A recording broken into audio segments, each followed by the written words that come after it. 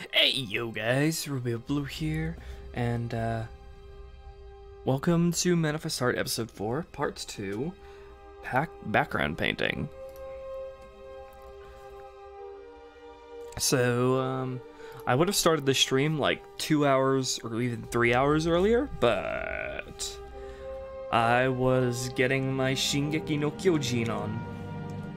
I watched both the newest episode and also episodes 1 and 2 of The Lost Girls OVA, starring Annie. So I was getting into it, getting my inspiration, you know.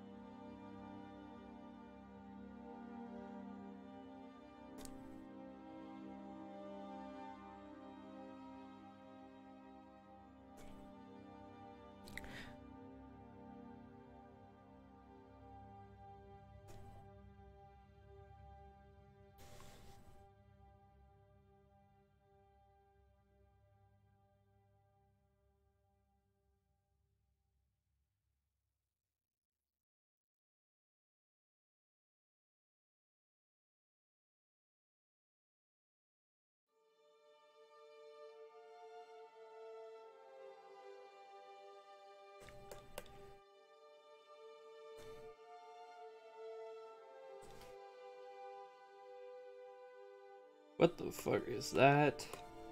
Is that texture? This is not a manga.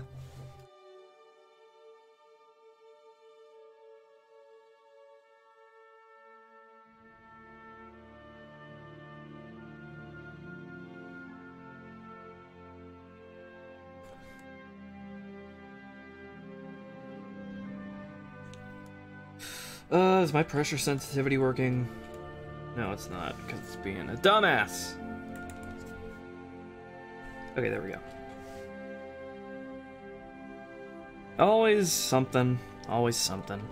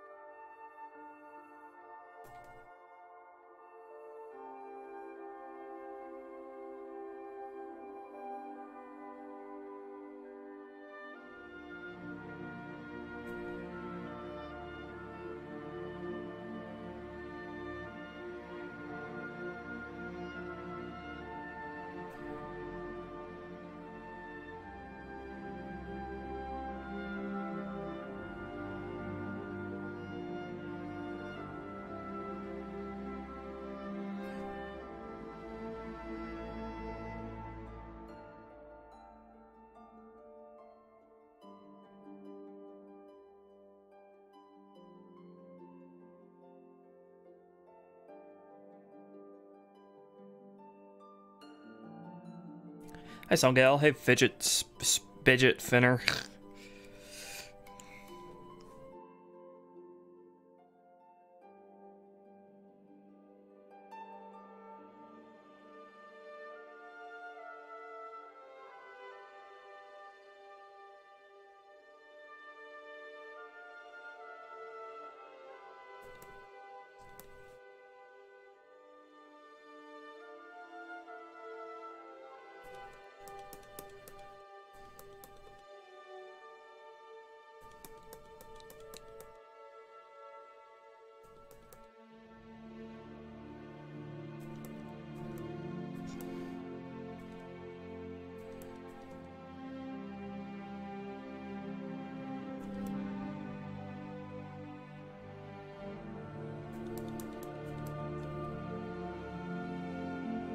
Hey, Queen Dragon.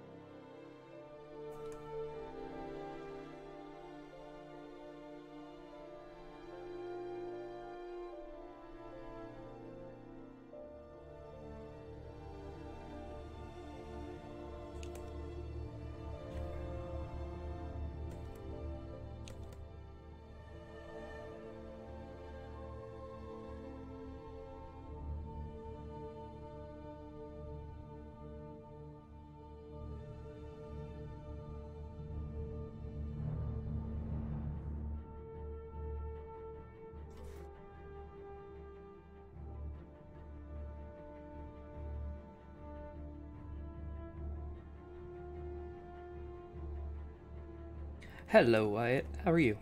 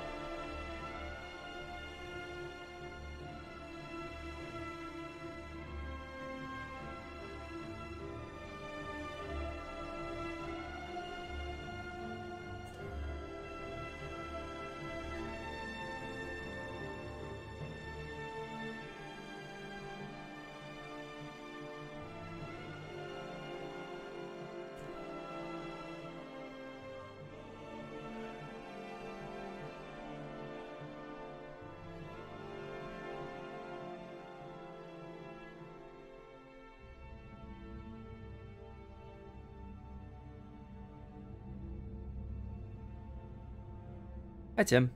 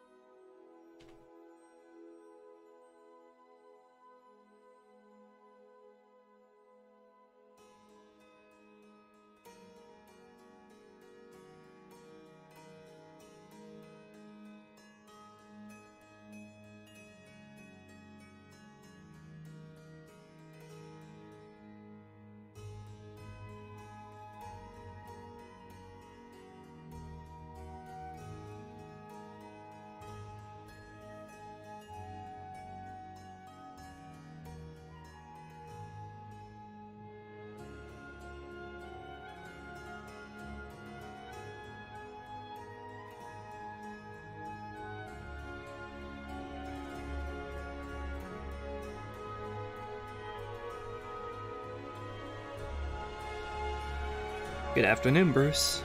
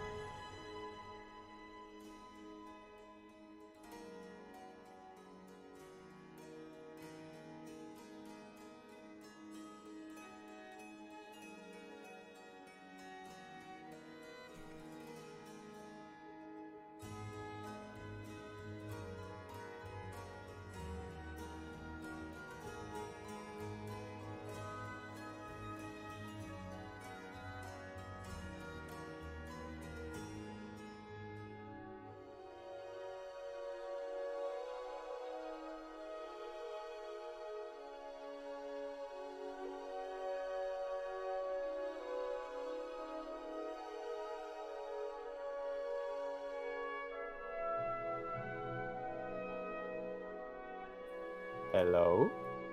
Yo. Hi there. How How is are you? you? Oh, I'm very well, Ruby. How about yourself, buddy? I'm doing great. Glad to hear. Hello, everybody in the chat. It's a Sunday stream. Yay. Mm-hmm. I hope others will be able to join Storm us Sunday. soon. That would be really cool. Been a while since I've hung out in the stream with all my rad Manifest Heart friendos. Mm-hmm. Anything new with your life? Mostly just working towards getting my new place. I've got things a little bit more sorted out now, so I'm just like, all in all, way less stressed than I was before. So I'm ultimately doing an awful lot better. Same here. That whole medication spiel, that's totally a thing of the past to me right now. That's really awesome to hear, dude, because you were struggling with that for a while. So, like, hell yeah, progress. Way to go, Rube.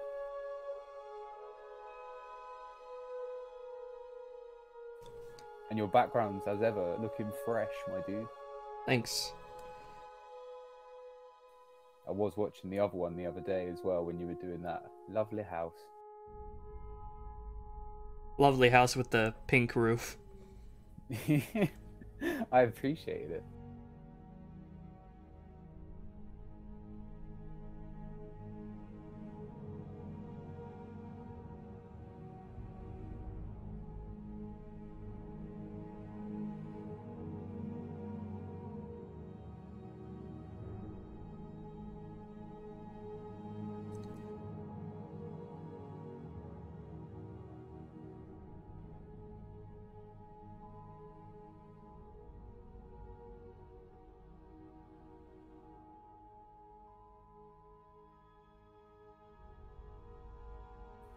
As long as it needs to take, Albion.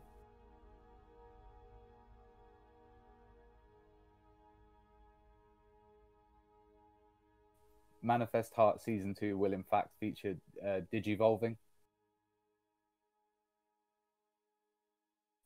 And maybe the Chaos Emeralds. As if they already don't. That is a point. I have heard Shredder and Shade's gems dubbed as Chaos Emeralds in the past. Chaos Control.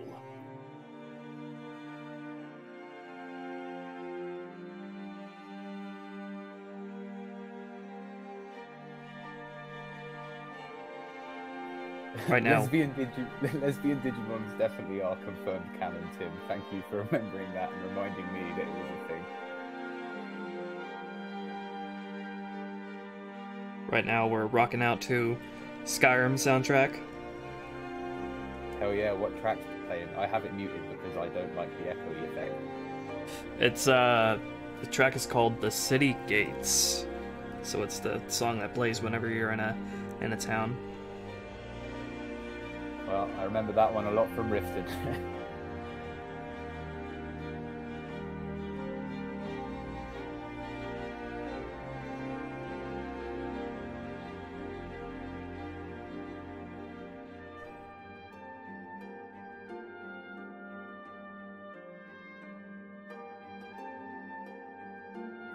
Ruby, Wyatt the Hedgehog asks, have you ever played Mega Man? And I want to know as well, because I quite like Mega Man. No, I haven't. Ah, fair, my dude. I really liked, like, Mega Man Battle Network, which was like a cool RPG thing on the Game Boy Advanced, and I also liked the original Mega Man games, but I was way too... well, I wasn't born in the right time to play them, like, at the time, so I had to play them on emulators and stuff. Nintendo's having another round at going after emulators recently. They're not emulators, but ROM sites. They really won't get very far.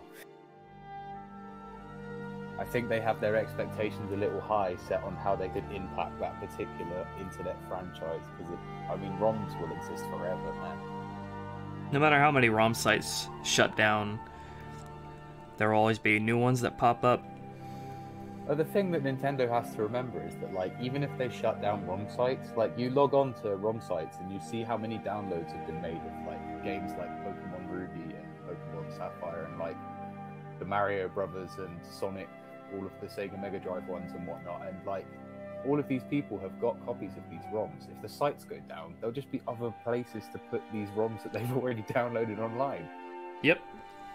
What are they even trying to accomplish? They're just basically trying to punish people for what? Like, the fact that they can't fork out $80 online for a copy of, like, Duck Hunt on the friggin' Nintendo Entertainment System? It's madness. That's the point. If they can get to a ROM of an old game easily, then they don't have to shell out money to Nintendo for, like, an NES Classic or a SNES thing that they've been selling. Yeah, well, they love to just, like, take the rights of everything away from other people. Like on YouTube content and stuff, they do takedowns all the time with people doing let's plays and shit, or they have been known to in the past. And like they deliberately control the market by releasing limited stocks of like nearly everything. Like you said, the NES Mini, man, like they released like a very, very small amount and made everyone scramble for them, and then they get scalped and put up on eBay, and it's not fair. As a company, they really are as bad as it gets, right alongside Konami. I mean, like, they make good games. Like, I'd say they're probably better than, like, EA, but, I mean, hard to top EA. It's to say nothing about the developers or anything, the actual studios that create the games, but the company itself is gross. Yes, it has been known to do pretty gross practices. They not only took down Pixelmon, Tim Campy, they took down a really cool ROM hack, which was Pokemon Uranium, I think that was called, or Pokemon Plutonium. It was one about radioactive Pokemon, and it was like really, really good. In fact, I don't even think it was a ROM hack. I think it was like an independent project, but it got completely canned by Nintendo, cease and desisted.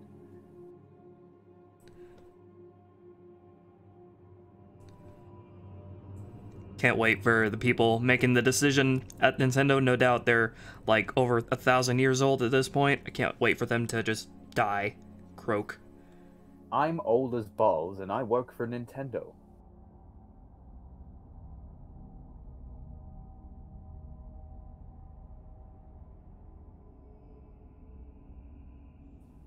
Yeah, Star and Orion rightly pointed out that Pixelmon did return, but Pokemon Uranium didn't.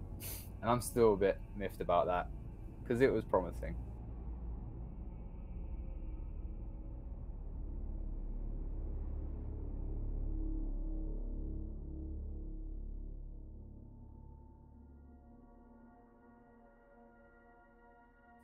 Hey, me too, Stent. Hi, Stent.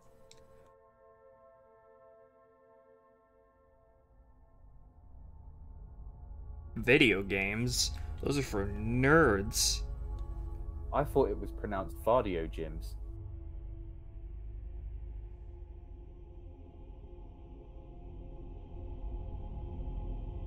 Guys, please tell me I haven't been saying that wrong my entire life, please. I always thought it was pronounced video games. Only on 4chan.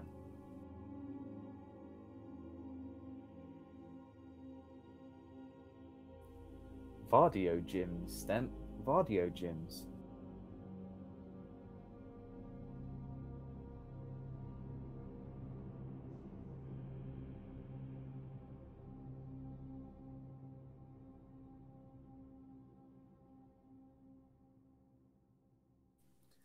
I find it hard to believe that we would stop buying Pokemon games, Albion. Like, I mean, people have boycotted things before, but like you know, people who are aware of the market can boycott Pokemon as much as they like. It's not going to stop parents and kids buying Pokemon games, like, and they'll still sell. I don't think Pokemon's going out of business anytime soon if we boycott them.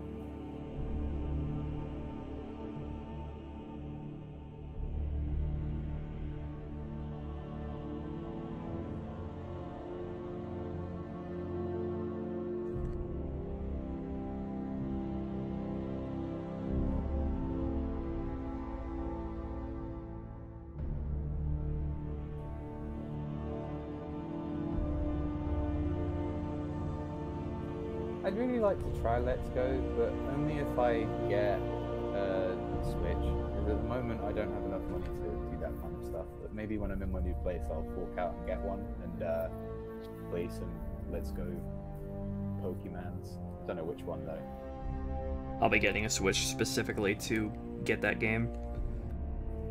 I'm really, really hyped for Super Smash Bros. Ultimate. I mean, I won't really play it with too many people, but like, I just love Smash Brothers. And they're bringing back like all the classic modes and stuff, so I can play it like I did Melee, and it will still feel great.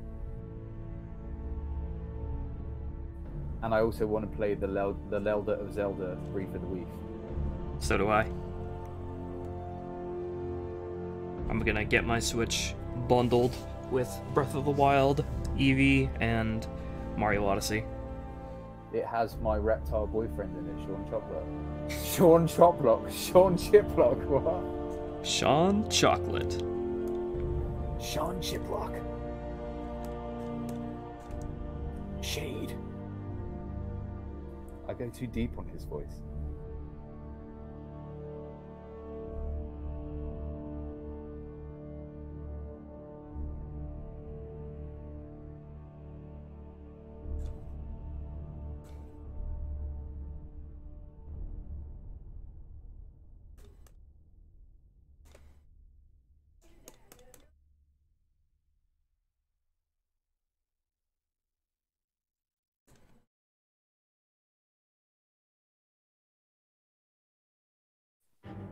I'll be honest with you, Stent. Getting Yokai Watch sounds fun, whatever that is. I'll have to give it a look. But at the moment, I'm just really obsessed with Enter the Gungeon. It's a great game about running around in a gungeon and shooting people with lots of crazy guns.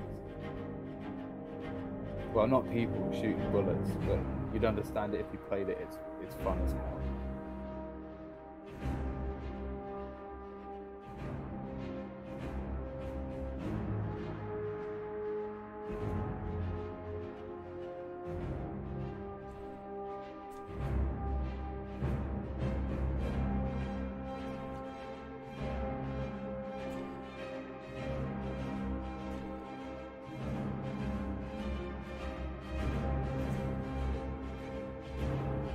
Unpopular opinion. Unpopular opinion time-ish, I guess.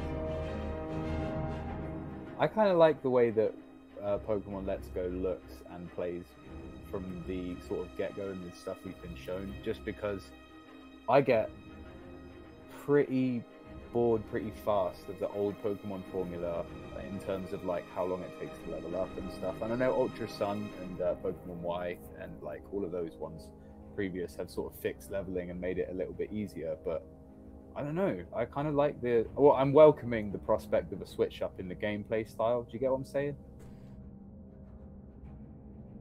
Yeah, but I think it's for the worse.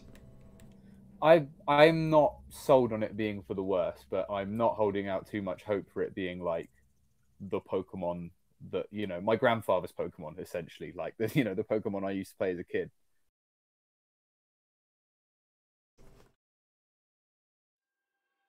Bye, Albion. Boy, boy.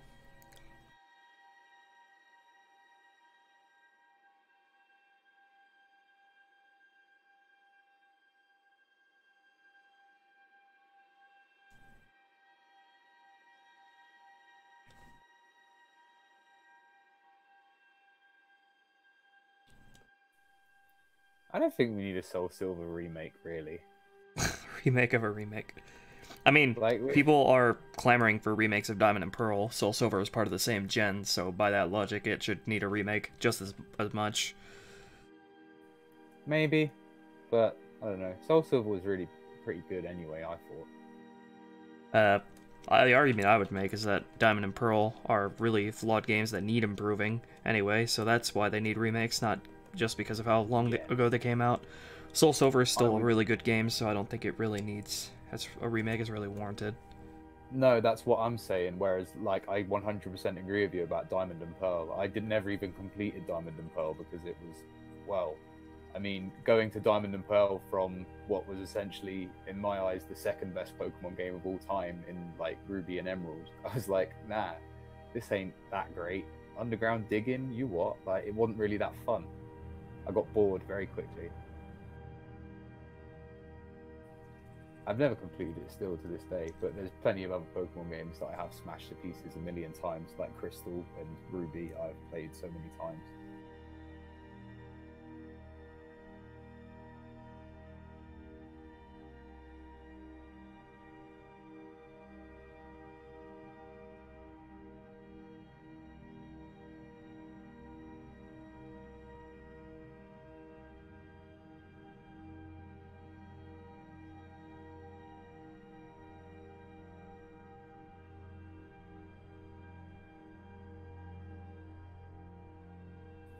I mean, I wouldn't say it's like a bad game, to be honest. It's just like not a great Pokemon game. Like, it's a good Pokemon game. It's still fun, and you still get to fight Pokemon and do all kinds of cool Pokemon stuff. But like, it's just not as compelling as a lot of the other ones.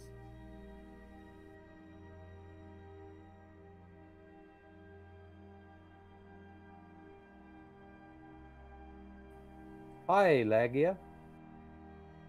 Uh-oh. What? Is that a troublemaker I should watch out for? He's known for casting lag spikes. Oh no. Hi, Polite Litten. I don't think I noticed you earlier on and said hi. Hi. In fact, just hi to everyone. I haven't been in stream for so long, I haven't even been saying hello to people joining.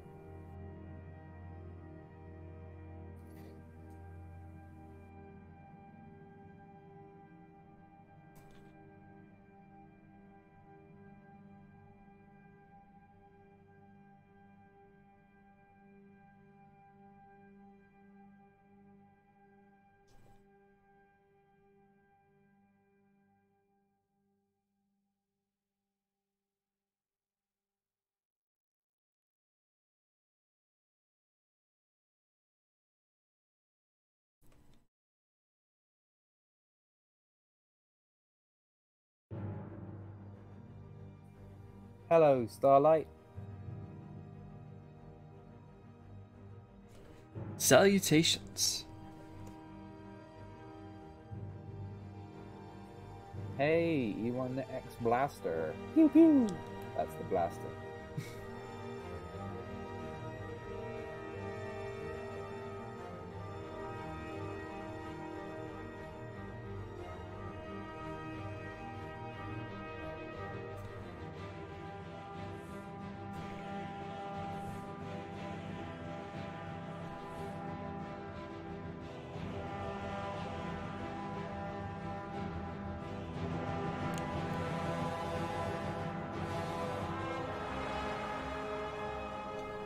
I'll make sure it's not dead quiet for Polite Litten. I'll just make noise throughout the whole thing. No, that would really get old very fast. I'm sorry, I really don't have much interesting to talk about right now. I kind of... Let Ruby draw. Hashtag let Ruby doodle. I kind of exhausted myself last night. My talking part of my brain last night on Twitter. My internet is very bad, so using the voice chat. It's me, Violet, and Ruby, of course.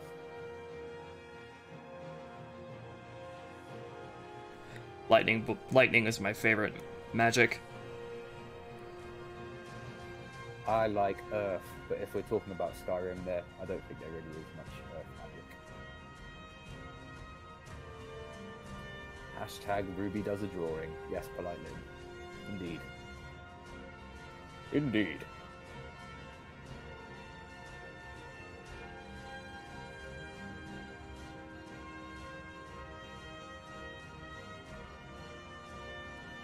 Oh yes, then Lightning McQueen. Ka-chow!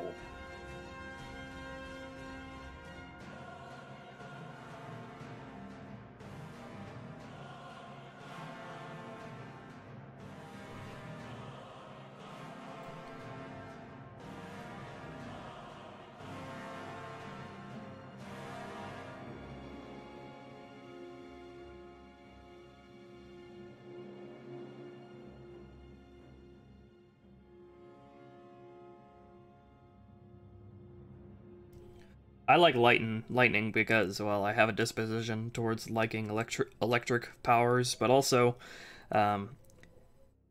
it's like a really good long-range magic since it hits almost instantly, and is really good against dragons for that reason when they're flying around. Drains mana too, didn't it? Yeah. That's pretty sweet against mages. I didn't really play much of a mage in Skyrim, but I kind of dabbled in it whenever I played a sneaky or a warrior character. Like, I mostly used restoration magic and one of the other handy magics, like not the sort of combat stuff, like stone skin or something, whatever that is, alteration maybe. You can tell that I haven't touched Skyrim in a while. I would always, my preferred build would always be to be the... What would you call it? A battle mage? Well, I wore heavy armor, and whenever my magic would run out, I'd switch to sword and shield. Yeah, we'll go with battle mage. That sounds pretty rad. If not battle mage, then spell sword. I used to end up trying to be something and then heavily leaning towards stealth, sneaky, steely girl, because I just do that. Like, I mean, I played a lot more Oblivion than I did Skyrim, but in Oblivion, like, I kind of just used to go into every house that was available and steal everything, like from the books to the shoes to the spoons, and like sell them to the fences and just make a mint immediately. And I used to do that in Skyrim as well, but I got some severe like carrying issues with my weight, like I was just struggling to get anything around. And that's normally why I ended up stopped playing Skyrim, because I'd have too many potions and really not want to go sort it out at a shop, because it just like makes me cry to have to look through a billion things that I don't want to throw away. I'm a Skyrim hoarder. Yeah. And this is my addiction. You're best off then buying a house, and then you have an unlimited chest where all your items are safe. Well, what I always do is join the Thieves Guild and use the chest by the bed there. But I have been playing Fallout 4 lately instead of Skyrim. More, well, I say lately, I played it the past few weeks, but that's still a pretty fun game. Like, they forgot to put half of the RPG in, and it's not as sort of like wide as Skyrim, but it's still pretty good. Have you played Fallout 4, Ruby? Or you're not a Fallout dude? I've never played a Fallout game. I'd like to. I think that if you enjoyed Skyrim, you would really like Fallout 4. But Fallout New Vegas is also very good if you can handle the fact that it's not as sort of like graphically pleasing. I've heard that New Vegas is like the favorite. Yeah, pretty much everyone who I speak to about Fallout unanimously agrees that Fallout New Vegas is the best first-person shooter Fallout game. Like, well, not first-person shooter, you know, FPS RPG, if you will. But like, it's hella fun, and it just doesn't take itself too seriously, and it's great. Well, yeah, it has Chandler Bing in it. It has Chandler Bing in it, but he puts in one of the most underwhelming celebrity guest performances you've ever seen, Ruby, and it's kind of part of the magic.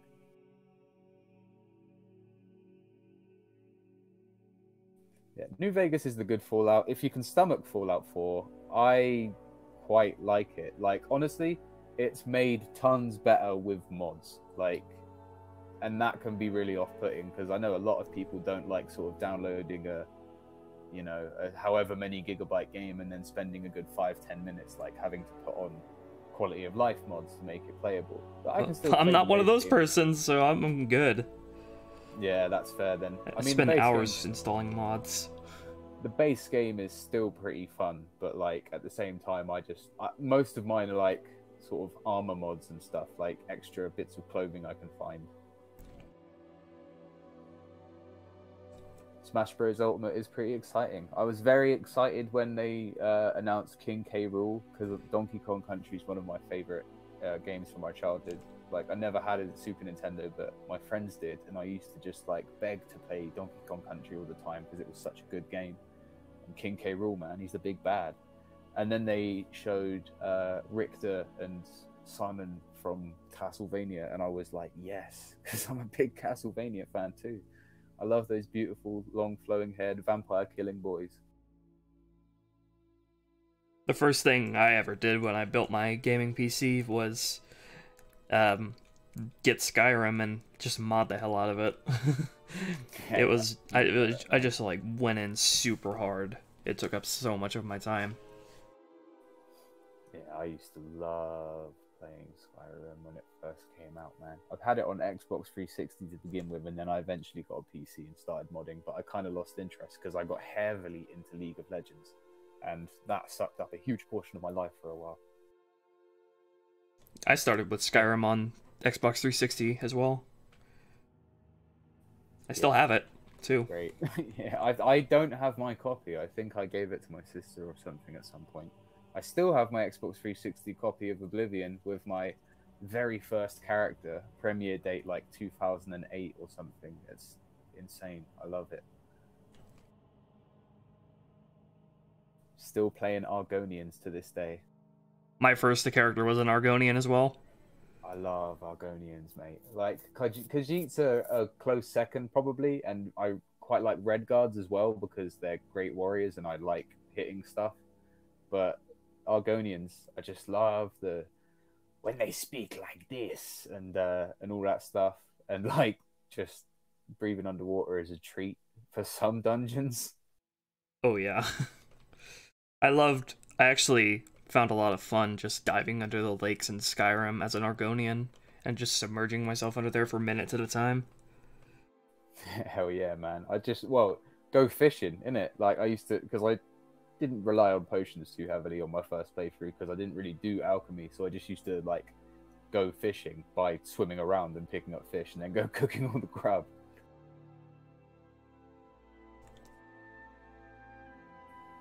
Lytton, there is definitely still time for Waluigi, and I think if they did announce him, he'd be the last character and everyone would lose their shit.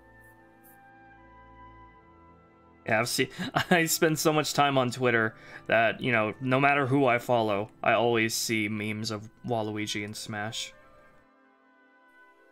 Wah.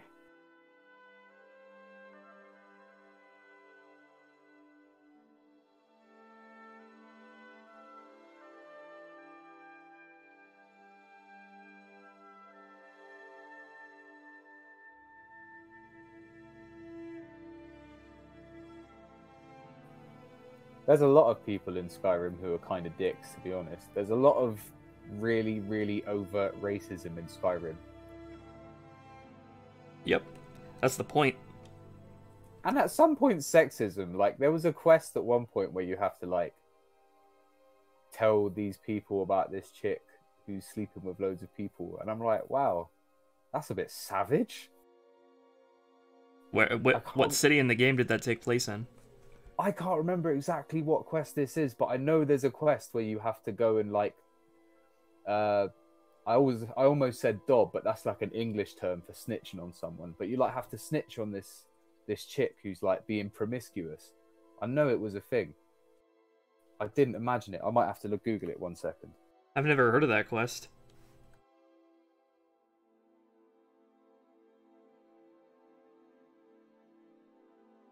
I thought the Civil War aspect of Skyrim was handled, like, really geniusly because the thing is, at the beginning of the game where the Imperials are about to cut off your head, the game tricks you into siding with the nationalist racists when the clearly more, you know, sensible position is the Imperials.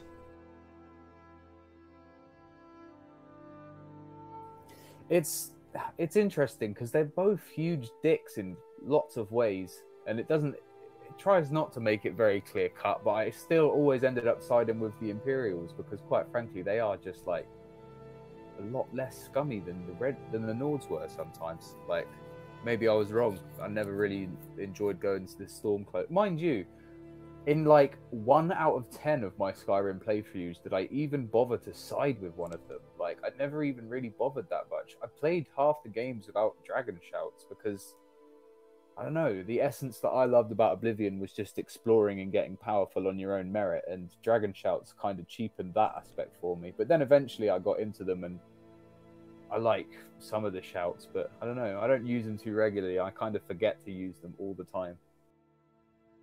One of my favorites is the shout that speeds up your attacks like swinging speed, but your sword or weapon has to be unenchanted for it to work.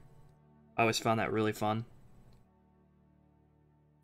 A particular thing about Skyrim and Oblivion that I loved and have always loved is just being able to name your gear when you enchant it, because I just yeah, like, literally, like, ever since I was trying to think back now, like 13, 14, my first YouTube video I ever uploaded was a 14-year-old kid, me, still thinking I was a boy, doing a guide to how to glitch things on Oblivion. And it was just a long time ago, but I love like the fact that you could name your stuff. I just always name my swords like and my shields anything cool under the sun from pop culture that I could think of, and then make stuff up along the side like and just cool shit like Quavy's sparkling sword of justice and all that. I just love that level of customization. Yeah, enchanting is always a skill that I'm going to take in Skyrim no matter what build I'm playing. I find it more fun in Oblivion, but I can't help but do it in Skyrim as well. Like, I never get my enchanting skill very high because I tend to find I always spec sneak and, like, I don't need an awful lot of, like, elemental damage or, you know, drain health on my weapons to really sneak up behind someone and do 30 damage, you know, times 30, times 60, whatever. It was really important to my character, though, because, you know, the higher the skill level of a magic spell, the more magic it eats up. So what I would do is I would enchant like every piece of armor to have destruction cost less, and it really helped me help my sort of battle mage build. Hell yeah, dude. Blasting fireballs all the day. From, in my case, lightning. That's the one.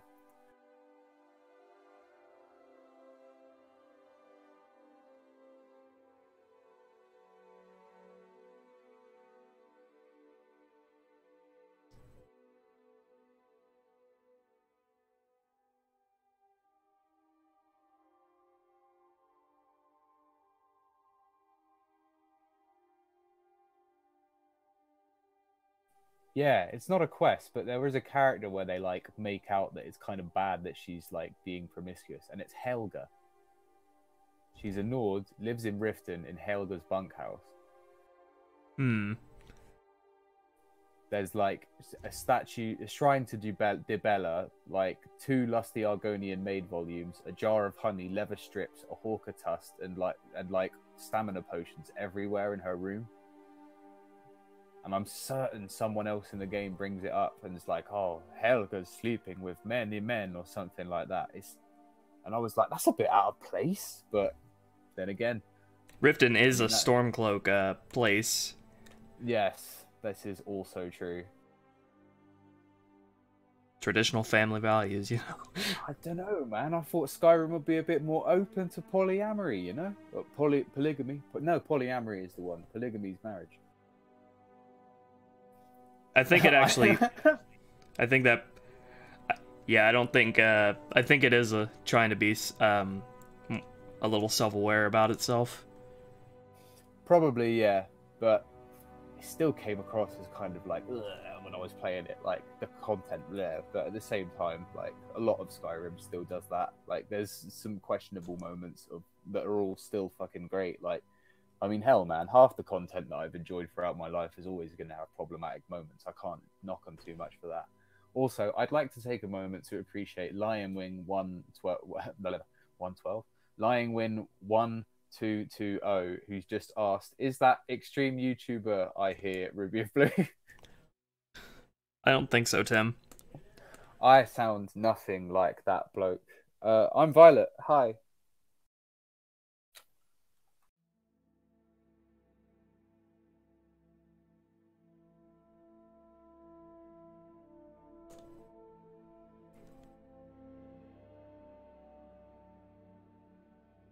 Yeah, there is a quest and all. I was just browsing through the wiki now. Yeah, Caught Red-Handed is a quest in Elder Scrolls Skyrim. Talk to Helga's sister, and then you have to go and obtain marks of Dibella from the women, the men that she slept with, and then you have to confront her about the men that she slept with. And then you get like... Wait, why are you confronting her? Exactly. This is what I mean. Like, it always seemed off to me. You talk to her sister. Her sister's like, my sister is sleeping with their men. And, like, then you have to go and collect the marks of Dibella from these 3 men that she slept with and confront her about it. Just always seemed kind of off to me. Also, hi, Sofu Tofu. I would say maybe her sister was worried about her contracting diseases, but then again, every shrine in the game, I was gonna say, every shrine in the game cures diseases upon just praying to them. yeah, and quite frankly, like, even if it was that, like, not many people in Skyrim time surely gave much of a fuck or had any understanding of germ theory. Like, they're just gonna be like, wait, you know, we don't actually see it in the video games, but they're blatantly putting garlic on their chest and honey up their ass and stuff to, like, try and fix them. Like, old wives' tales remedies and stuff. These ain't medical sciences. These are just, like... Except in Skyrim, it does actually work. Yeah, of course. Like, you have healing potions and stuff, and like that's why literally potion of cure disease. Totally. Like every single disease. We could really use that in the real world. Lion Wing, sorry to cut you off, Rubles. Lion Wing once again says, "Who was that I heard, and which character in Manifest Heart are you?" Well, I am Shade and Torpedo. That's the dog and the bird, the big bird, not the fire bird. The water bird. They're both pretty big birds.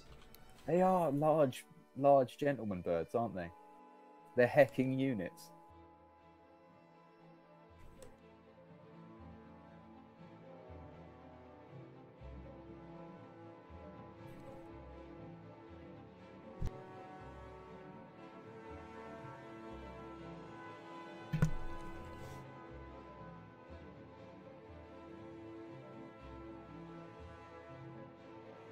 So how does that quest with the Helga and the woman sleeping with everybody end? Well, I can't remember the exact dialogue, and it doesn't say the exact dialogue on the wiki, but as far as I can remember, you basically confront her with the marks of Dibella, and then go back to her sister who asked you to investigate in the first place, and her sister's like, "Thank you for taking care of that. That will teach my sister," or something, and then she gives you a leveled piece of armor. And that's the quest. Like, please expose my sister for sleeping with multiple men, and I'll give you some armor, I guess. I mean, I guess it's a more interesting quest than going and collecting 12 bear asses.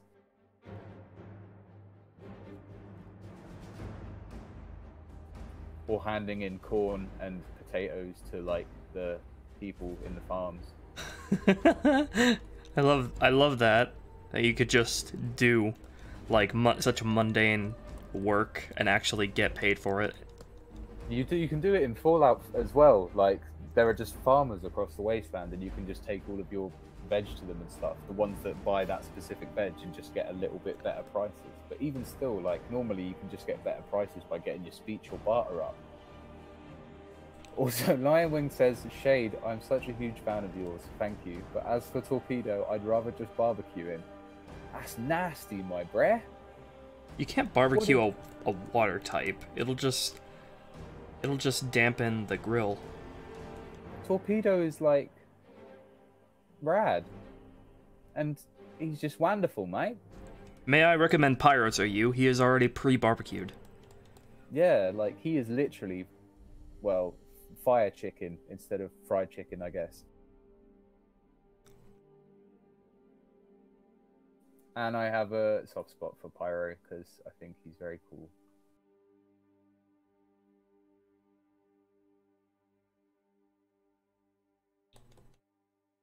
Perhaps my favorite of the main cast that I don't play.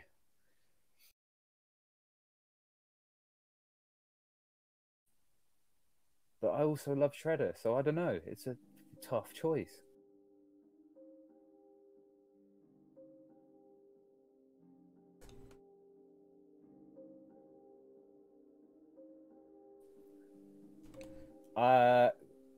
Kind of like almost Australian polite Lytton, like heavily based on, but not supposed to be a mockery of the Australian accent.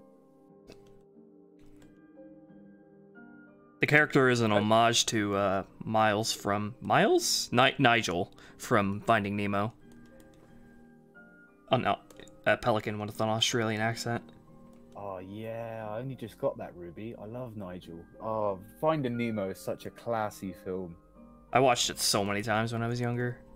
Yeah, I remember when it came out and watching it in the cinema. I actually really like that comment that Wyatt just put, which is the evil Shade when he, when he goes all sinister and looks scary, gave off Frieza vibes. I haven't heard that one before, but I like that. Well, I've never watched Dragon Ball Z, so I'm totally innocent. I have watched Dragon Ball Z, but I've watched it such a long time ago, and I wouldn't even know what dub I'd watch because I was just watching it on Toonami when I was like 11, 12 on English TV. They didn't even broadcast it all that too often.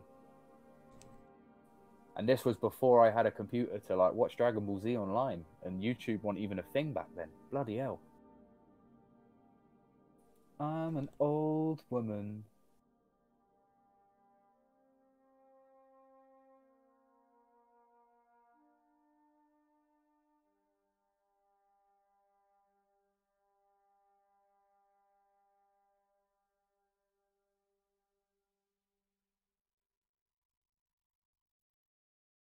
Man, I got Nigel in my head now. I want to watch Finding Nemo real bad, Ruby. Did you ever watch Finding Dory?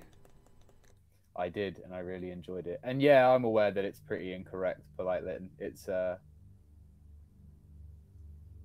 but hey, I mean, different accents, different places across all over the world, you know?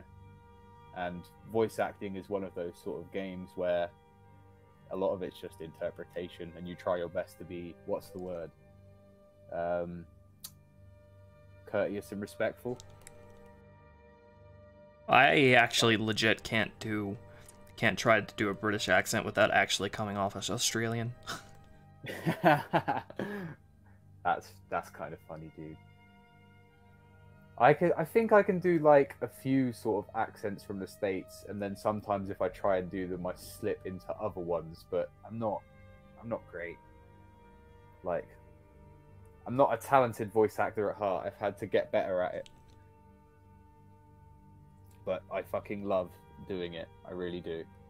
And I feel blessed when I get people commenting cool stuff like Evil Shade gives off Frieza vibes. That was a pretty rad compliment. I bet I can do Shade's voice. I bet you could, but you wouldn't like to in front of me.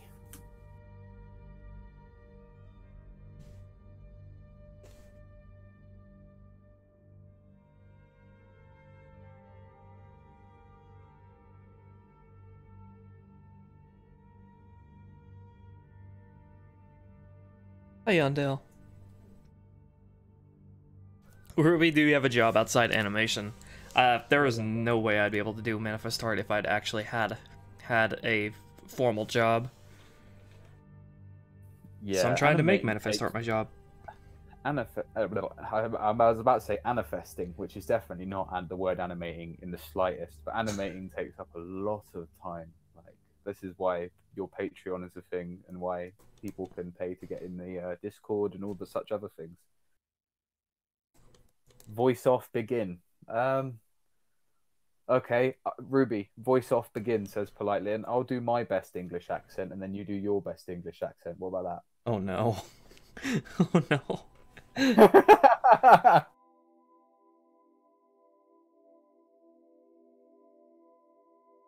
Stench just said, welcome to the end of your life, and I promise it's gonna hurt. Wow, brutal. I hope you didn't expect me to say that as, like, sort of dark shade, because, I mean, I'm sure he'd probably kill a guy. And he'd enjoy it. Yeah, probably. I can't say I wouldn't.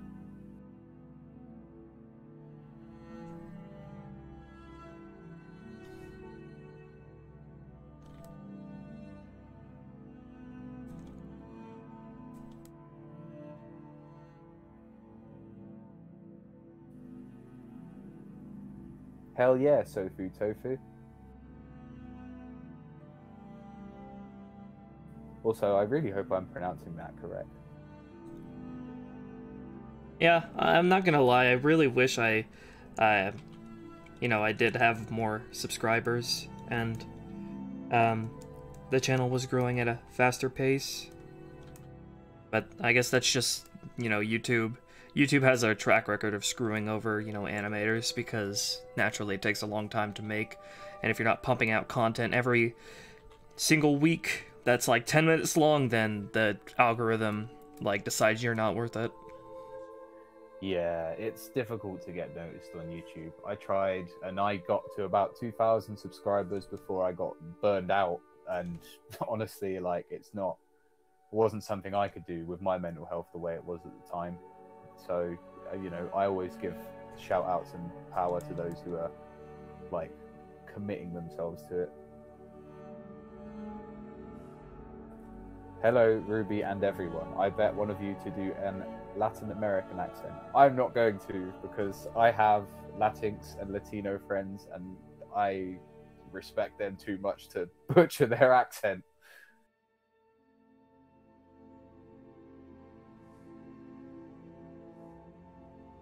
Fucking whenever she said Latin American, I immediately thought of Spanish. Spain. Like, Latin American. Spain is like only a stone's throw from me, bro. I say a stone's throw, it's like a flight, but closer. You just skip the stone across the pond and it'll reach it. Now there's a phrase that I've heard a lot from American folks. Across the pond. The world is only big if you think of it as such. With all the technology we have, Totally, the world is a tiny place. You've opened up the demon in me. No, that's a different thing. Everybody go onto another channel and advertise the Manifest Heart cast, says Polite Litten. No, don't do that. Bombing someone else's content to, like, advertise elsewhere is really, well, to be polite, shitty. And, I mean, we don't even really allow it in our chat, do we, Ruby? Like, no, it's just self-advertising is against the rules. Yeah, it's really not the done thing, so I wouldn't recommend going and doing it anywhere else. Because, you know, Ruby's earned these 13,000 subscribers the right way, not spamming folks, I guess. I really don't put much effort into actually physically putting my content out to people who don't know about it.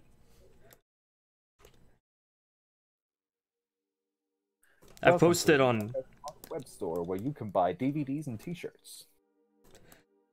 I've posted my animation on Reddit a couple of times, but you know, not much came of it. I know I've shared it on Tumblr a few times, and I've definitely seen it on Tumblr a few times. There was a really popular post that went round that was trying to mock it on Tumblr, and it was really sweet because, like, Sean Chiplock, Noah King, who was in it at the time, and I think isn't in it anymore, if I'm correct. Yeah, Noah King, Sean Chiplock, me, like, we all sort of came and made some comments on it and reblogged it, and there was a positive end, and I got some followers and stuff who were fans of Manifest Heart. So yeah, I've seen it spread elsewhere, man. It's cool, like, you know.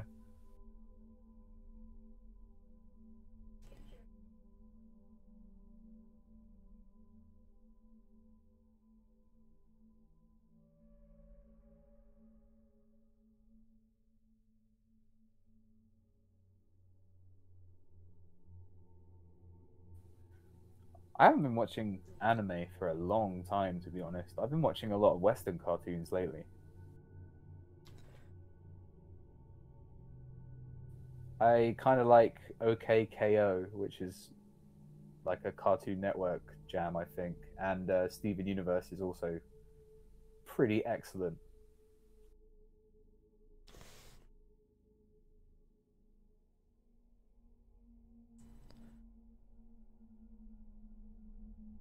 I have, well, if you count one anime, then I have been, like, super duper legit, like, into anime lately. And that is, of course, Attack on Titan. I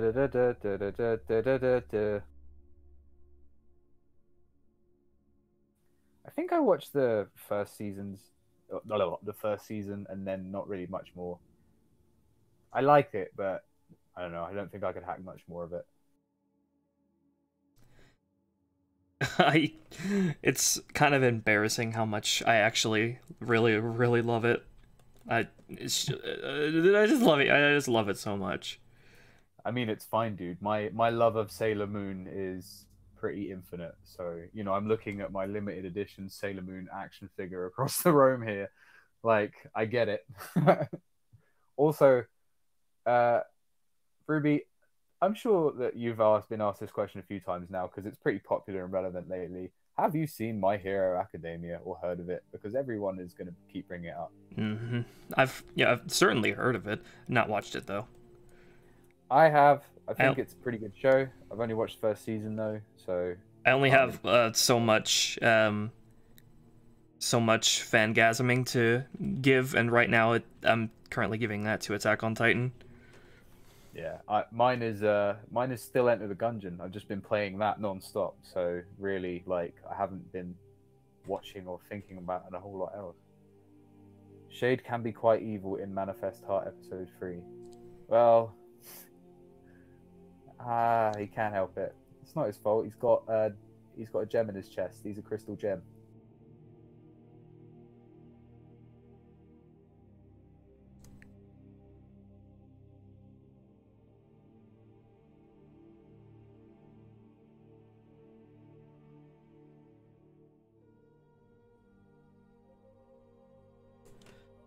Yeah. Oh, Nightwolf is here too.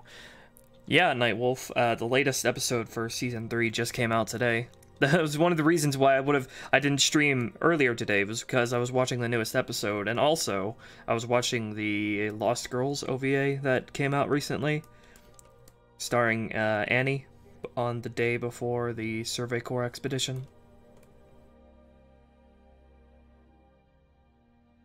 Should just rename those entire 2 episodes to Annie kicks everybody's ass.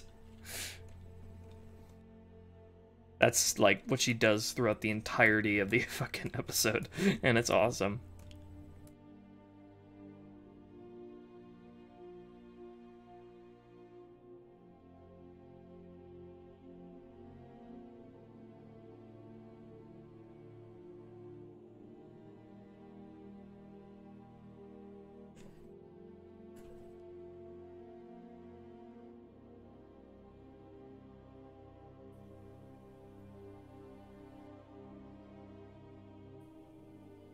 Shade Showdown. I forgot that there was going to be a Shade Showdown. What is the Shade Showdown? Nightwolf and Lion Wing are Shade's 2 biggest fans. Ah, that's really cute. You guys must battle to the death to please yourself for me, the actual Shade, real live-o Shade. Homono Shade. Round 1, fighto. Please don't fight each other to the death. I love all of my fans equally, and I don't want you guys to, you know, we're all part of the Ruby and Blue family here until you say something problematic and get kicked out. So just be nice, yeah? We accept a lot of people, but we don't accept alt-righters and Nazis. Hell yes. That's my man Ruby being the right man and saying Nazis can go the hell away.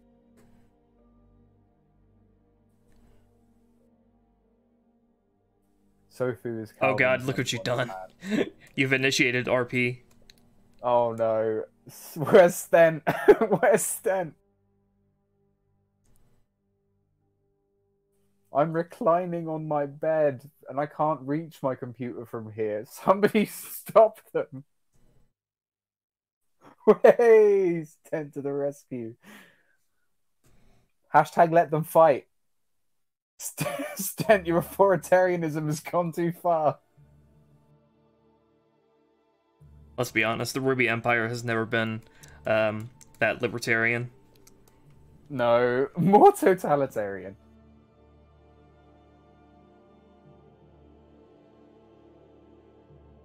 In which we will totally dominate your asses. Hell yeah.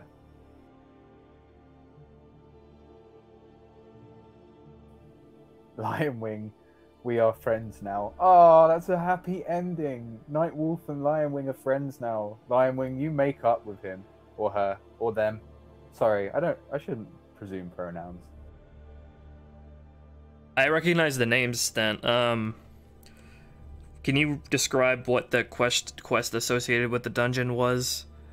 I don't exactly remember which dwarven dungeon that was.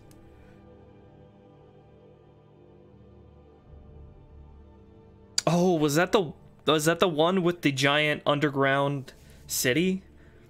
Or underground, like giant underground environment with all the mushrooms and the giants and Falmer, as if that's the only dwarven ruin with Falmer. I hate Falmer. They actually like really scared the shit out of me when I first encountered them.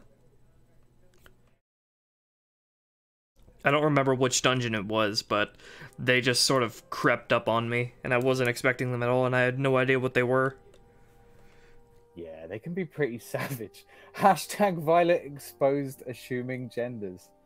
Hey, I think I can claim rightly that I've had my gender assumed the most. So, I will assume genders, but I will be nice and polite and correct myself, as everyone should.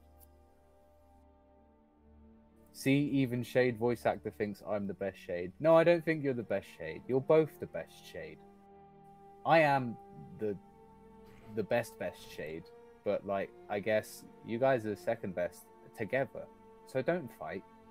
I have to wonder, Lion Wing and Nightwolf, did you two even notice that Shade had a different voice actor in the most recent episode? I was gonna say, like, that's not to be forgotten. Remind me of his name, Ruby. Christopher Burns. Christopher Burns replaced me in the last episode because I had pretty bad mental health stuff going on, and he did an absolutely cracking job. And I will never stop commending his performance. And I think he's probably a better Shade than me. And I'm very blessed that I was allowed to come back. I really gotta give him his own voice role. It would be amazing to have him back because, like, he was good, man. And from what I understand, from what you said, like, he was a cool dude. Oh yeah, definitely. Shade is the ultimate Shade. Ah, oh, shucks, you guys.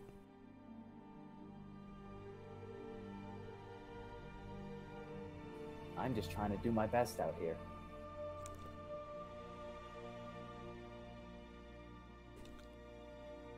Shade is only the best Shade because of the help of everybody around him.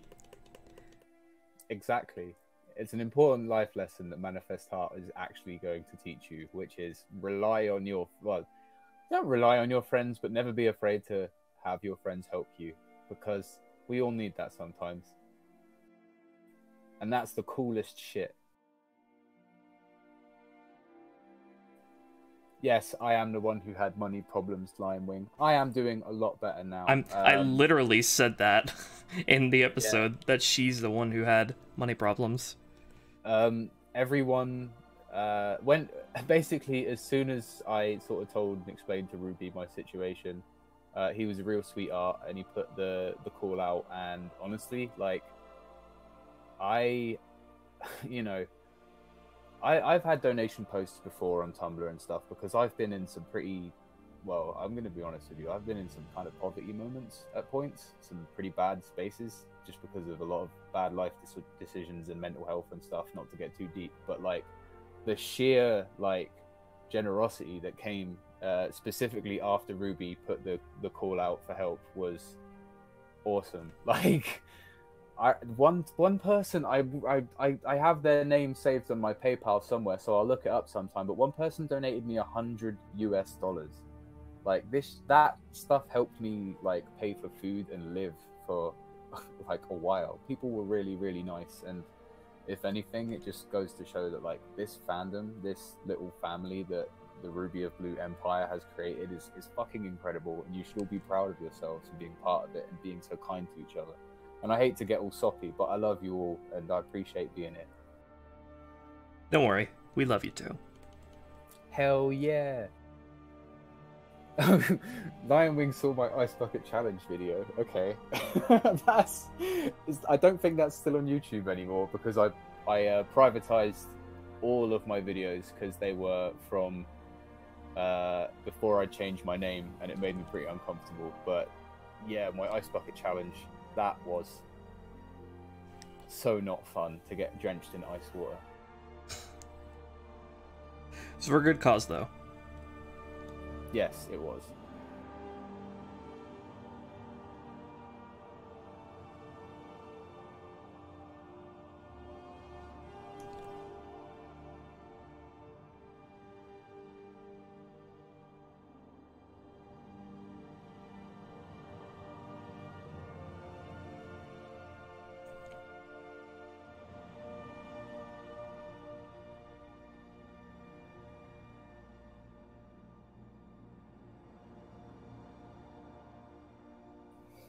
I would say that there's not really such thing as a cringy fan, Sofu. Like, so much as there are people who aren't very nice. Like, I don't see anyone in the chats that are really cringy per se. Like, I just see a lot of cool fans, sometimes young, sometimes a bit older, and like from ranging appreciations. Like, some people come into this chat and are really excited about Manifest Heart, and that's really cool.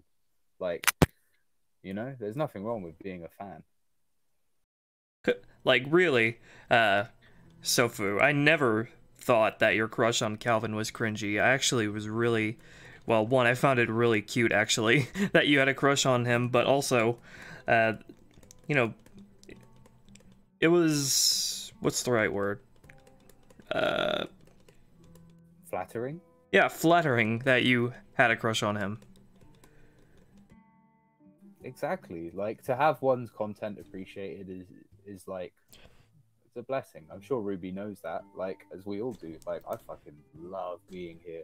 You guys make me feel great when I join the chat, like, because it's just all love. Like, and then we watch Ruby paint some pretty pictures, which is just the biggest bonus in the world, really. We had some really good fan art come out of you, too. Huh? You did a lot of fan art of Calvin, Sofu. Oh, yeah. Man, I love fan art when it turns up.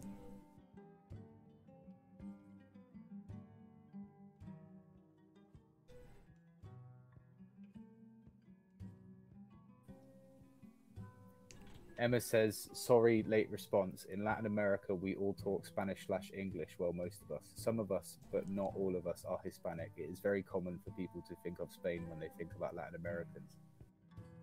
I just, the Latin part made me think of Spain. For some reason. Remake the Steven Universe theme for the Manifest Heart gang. I wouldn't even know where to begin. Me neither, because I've never watched it. We are Calvin's Pokemon, and I guess we'll fight some other Pokemon. Maybe we'll fight some... I don't know. See, it's not very catchy. Just make the lyrics Japanese, and then it'll instantly become catchy. Kuwayata Surena.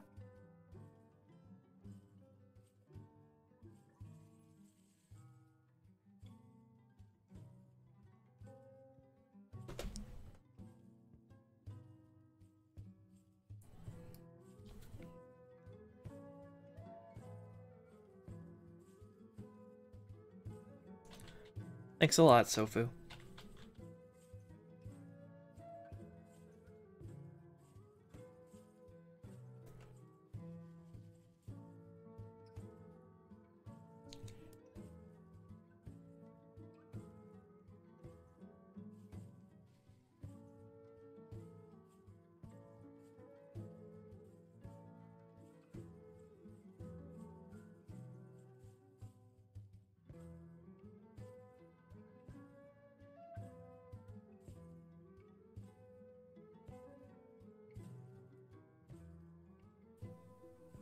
Blimey.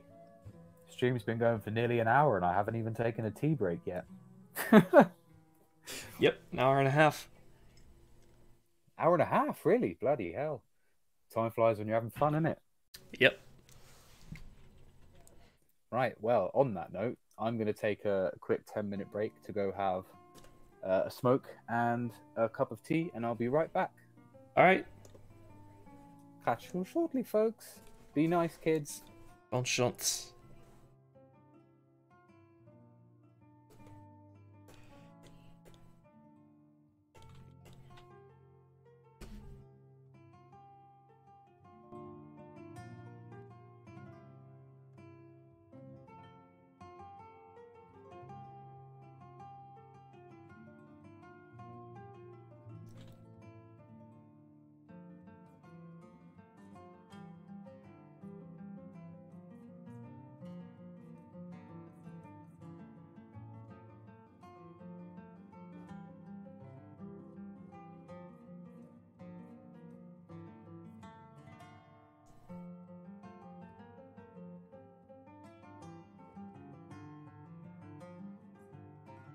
So continuing on the topic of Skyrim earlier, I have to say, some of my fondest gaming memories that I'll forever hold dear to my heart will come from, you know, modding Skyrim.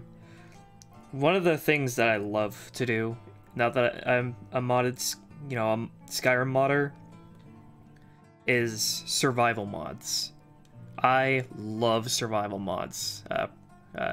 Ones that, you know, where you need to eat and you need to sleep, because it takes Skyrim into being a game, and from just me playing a game to a life that I actually have to live in the game itself. And it makes me actually stop and appreciate everything else in the game. It makes me look at the stuff in the game as if it were real life, and it makes me appreciate it. So, like, what I'm talking about is, you know, and a big thing is, too, that I don't fast travel in Skyrim at all. I don't even use the carriage. So, what I'm talking about is, one of the, like, the quintessential Skyrim experience for me is, you know, I have to make a long journey to, let's say, from Whiterun to Solitude. And, you know, sunsets, and I have a darkness mod that makes night realistically dark, so it's a lot less feasible to travel at night. So what I have to, you know, I have to set up camp. I have camping mods too. Set up camp, set up tents, set up a fire, set up a campfire, and then I just essentially sit down and eat dinner under the stars in the wilderness. And it's like insanely, like, I don't know what even the right word would be, just like vivid, real.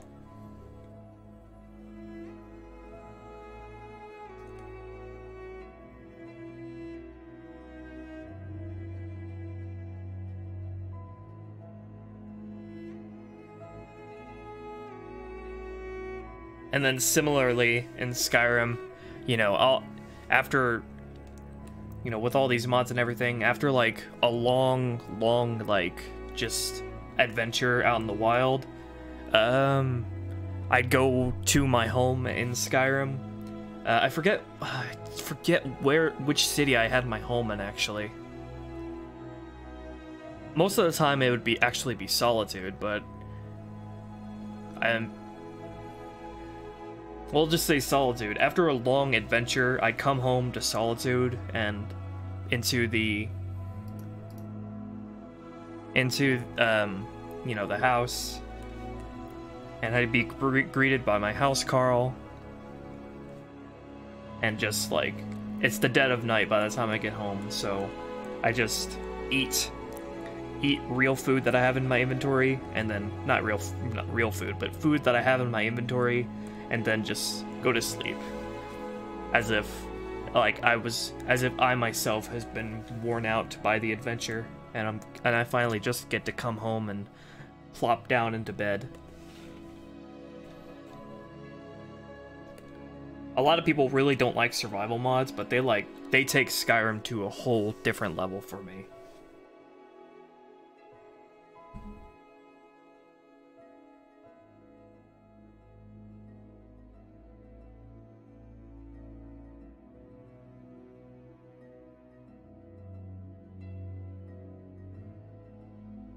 And along the same lines, you know, I have a mod that makes you realistically have to, you know, warm up, and you'll get debuffed and die from the cold.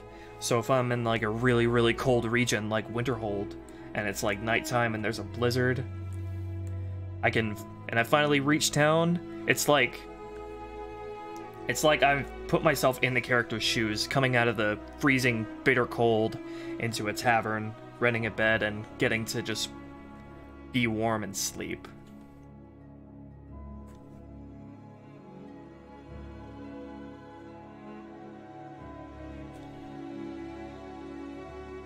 What other game can you say that sort of just like transcends being a game like that? That's what makes Skyrim special to me. You know, even without mods, Skyrim still has that thing about it that just makes it personal to you. And makes it feel real. No matter how many times the game, like, glitches out and some crazy shit happens.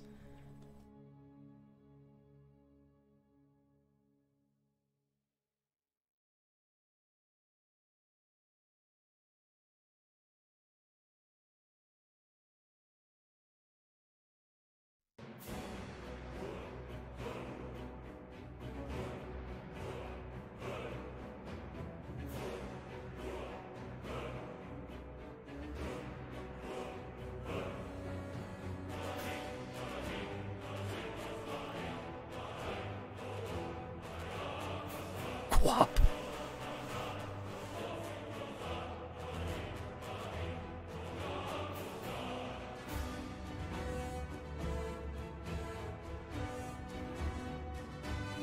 Maybe Minecraft if you had some more hardcore survival mods added to it, but Minecraft is more about, like, to me anyway, Minecraft is more about creativity than living in an actual world, you know? Skyrim is like your second life.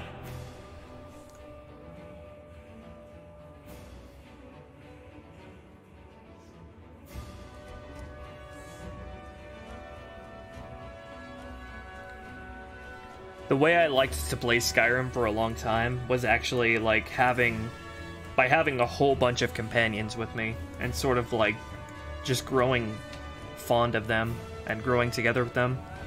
And one of the just the most cool and humbling things, if that's the right word, is, you know, when, like I said, I have to stop during the night to set up camp because it's too cold or it's too dark to go on.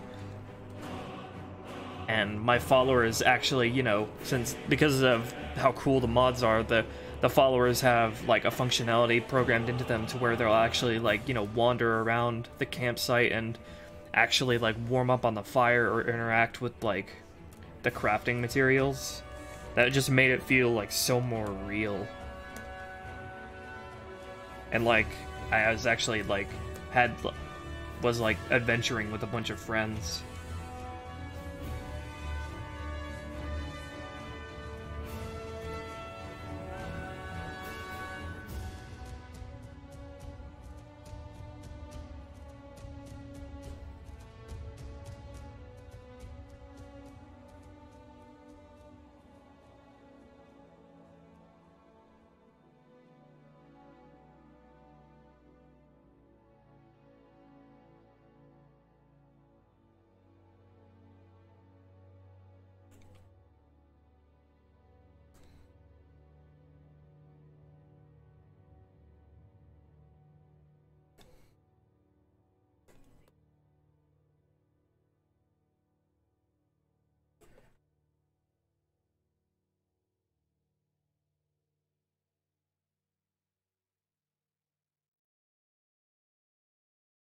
I'll do another Skyrim playthrough, set of streams at some point.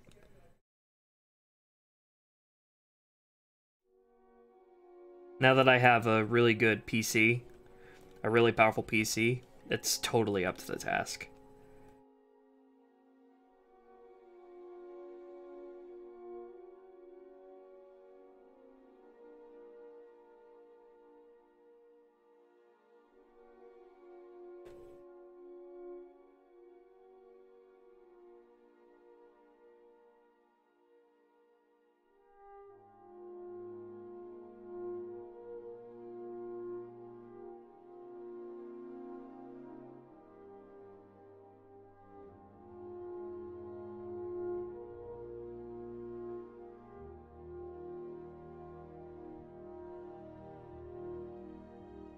Do whatever you want, Lion Wing.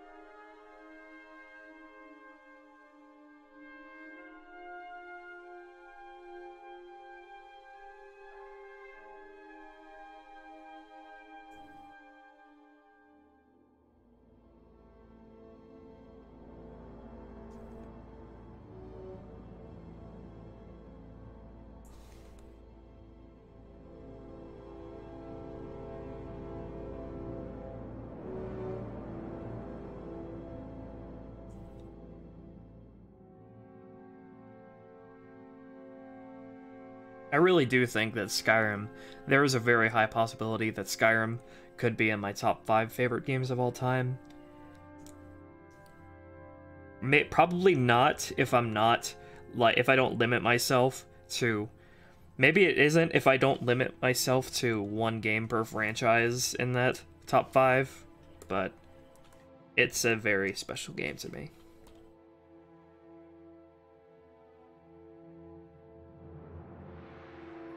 I remember on I still have my original Xbox 360 version save, and, you know, I would always have, like, ever since I got Lydia, she's, like, always been by my side on that save.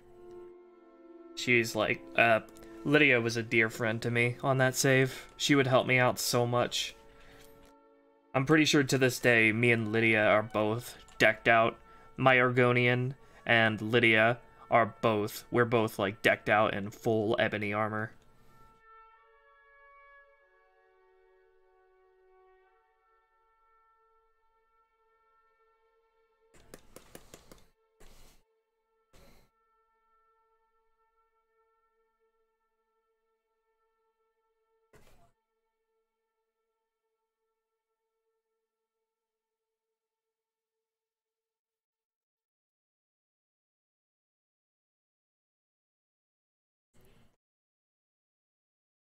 If Lydia ever died, I would instantly just restart, because I would hate to have her die permanently, which she can. She can't die by the enemies permanently, but only if you deliver the final blow, which can happen sometimes by accident, will she die, and it's permanent if that happens.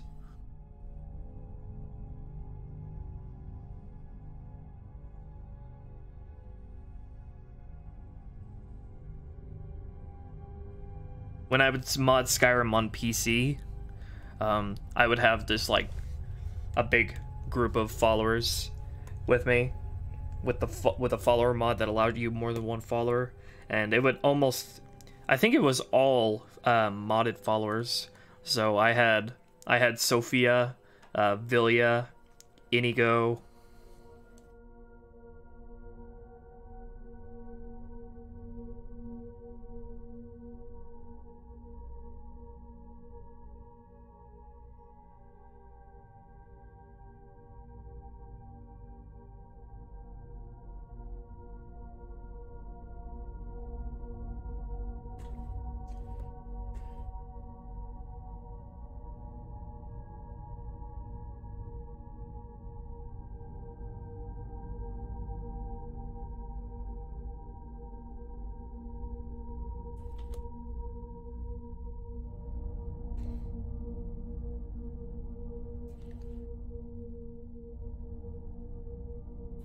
Yeah, Inigo is the blue Khajiit. He has like ridiculous amount of dialogue and his own quest associated with him.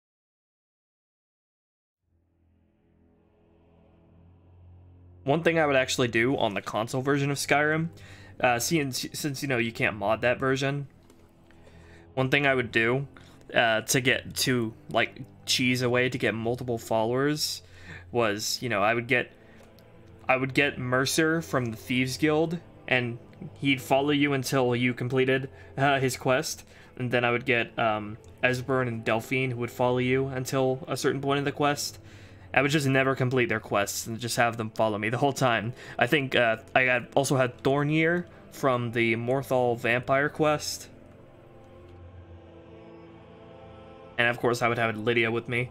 I would have this giant entourage of followers on the console version because I just never complete their quests, so they just follow me everywhere.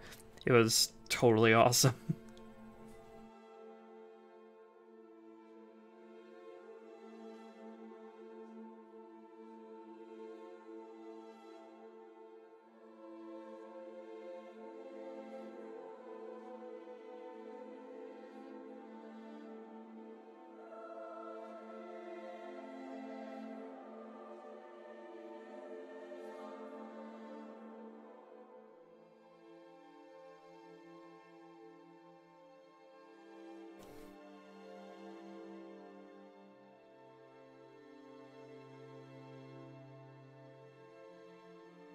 Oh yeah, I remember Mule the Lion.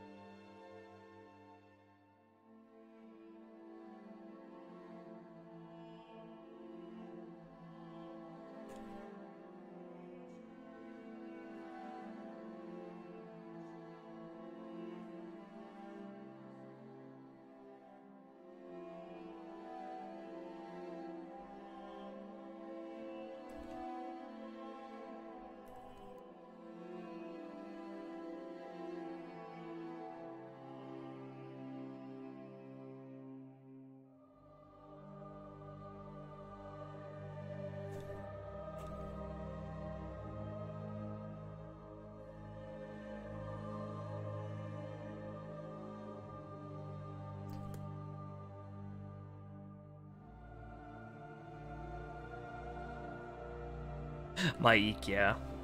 I can't wait to see Maik in the Elder Scrolls 6. Oh god.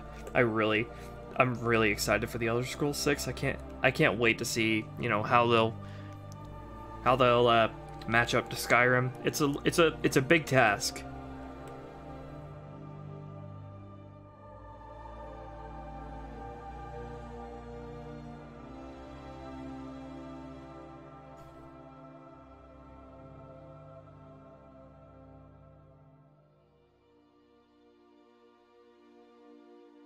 We don't even know what the region is yet. We just got like a landscape shot in that teaser of the Elder Scrolls 6.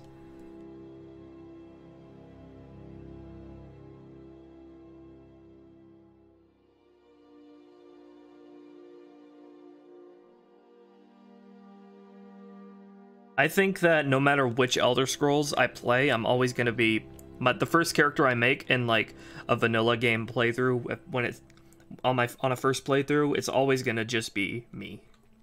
I'm going to make myself as probably a Breton.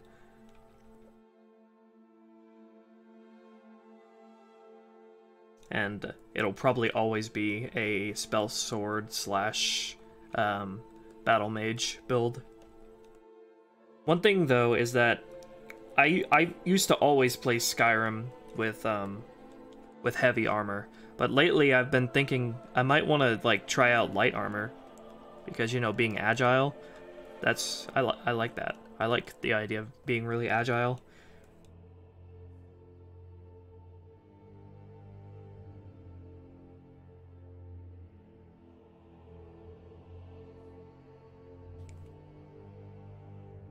I think the next playthrough of Skyrim I do, I'm going to be playing as just myself and trying out light armor.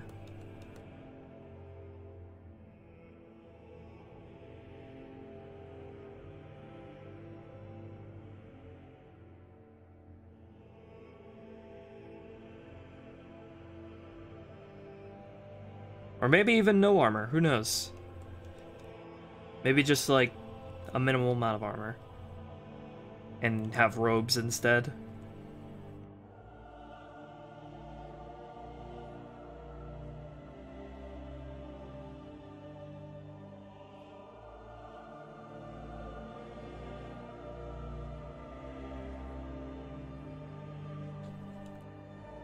Or probably even mixed. I know that's not really advisable to go mixed armor, but I like the idea. You know, heavy gauntlets and boots, but light body.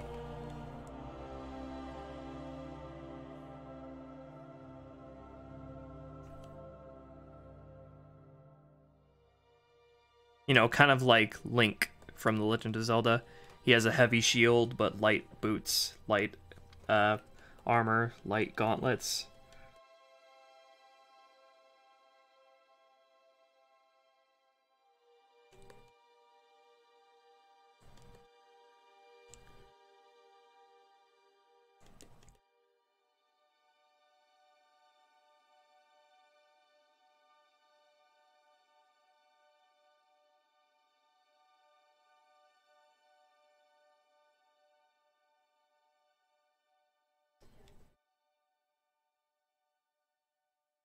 I have tried a Nuzlocke once on an Emerald emulator. It was, yeah, I didn't get far in it, but it was pretty rough from when I first played. I would remember actually like getting shocked when my Pokemon would die. Shocked and like legitimately upset.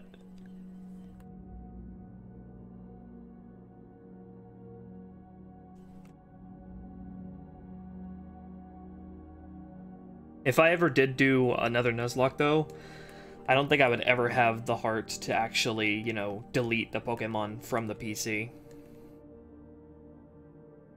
I would just sort of just, like, leave him in there, but never delete him. At most, I would probably just have a graveyard box in the PC.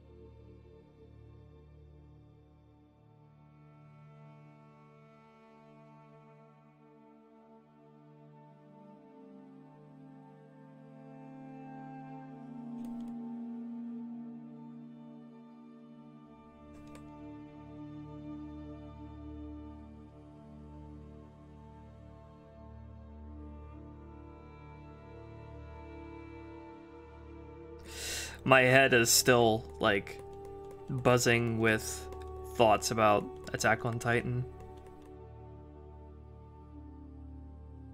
Of all the anime that I have to watch normally, it just has to be the one where mystery is the biggest driving factor.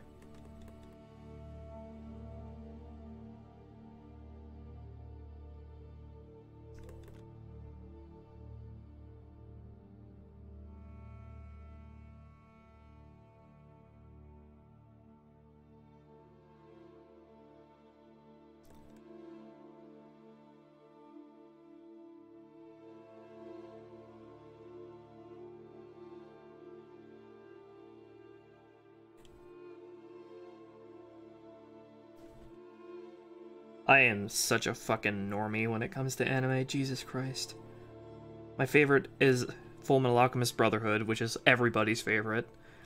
And then I'm getting like so fucking sucked into Attack on Titan, probably the hottest anime that's out right now.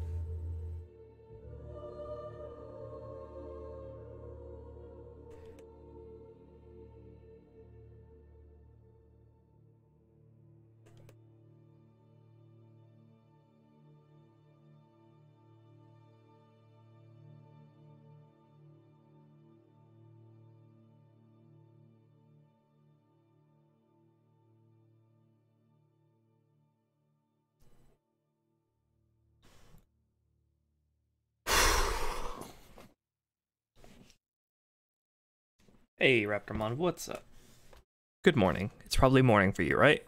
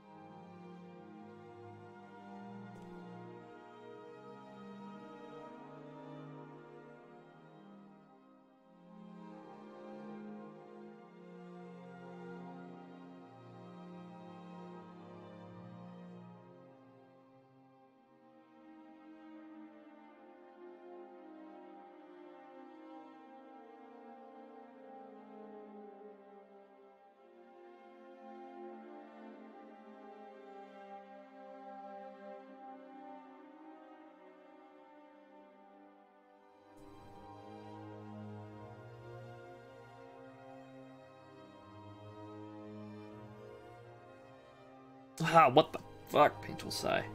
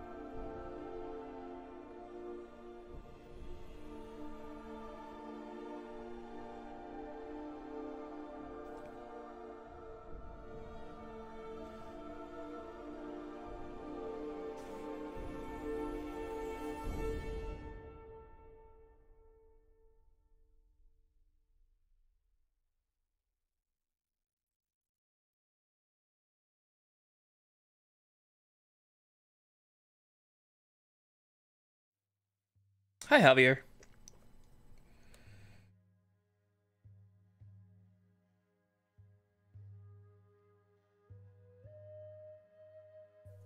Hello.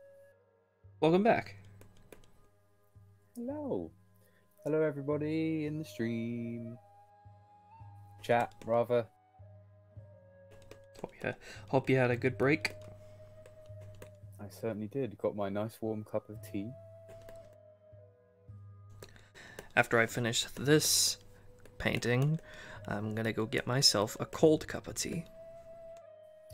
Ooh. Lovely.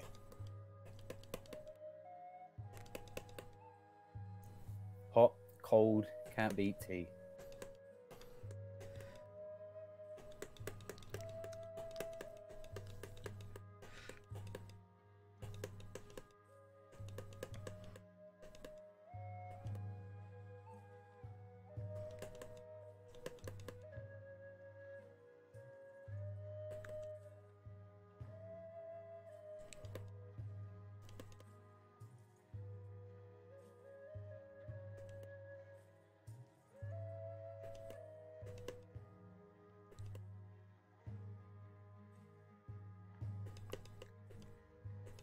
We're currently speaking on Discord, Rapdemon.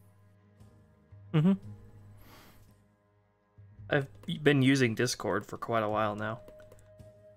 And it's like almost completely replaced Skype. Yeah, Skype's pretty redundant nowadays. I think they just made it bad and Discord is just like way ahead. Discord is just like, cut out all the bullshit that you obviously don't want.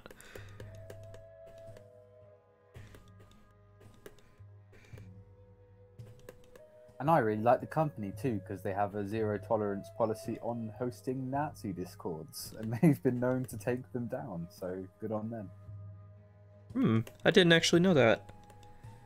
Yeah, they've been subpoenaed to release details of like alt-right and Nazi members who've been known to sort of like be involved in stuff like Charlottesville and whatnot. And after that all kicked off, like Discord did a big old roundup and tried to eliminate loads of alt-right groups, including furry outright, which is weird to me.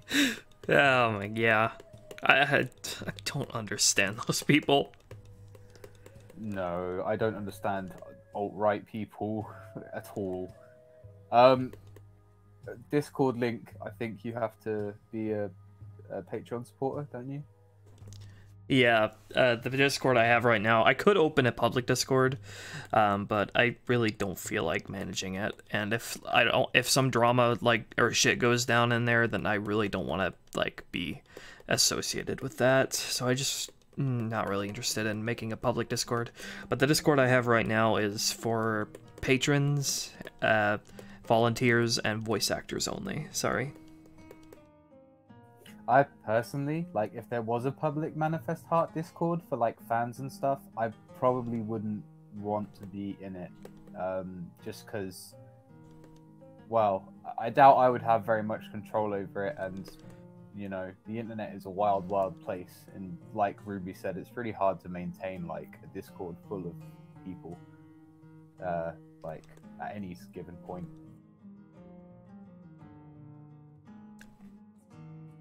And I'm a sensitive girl.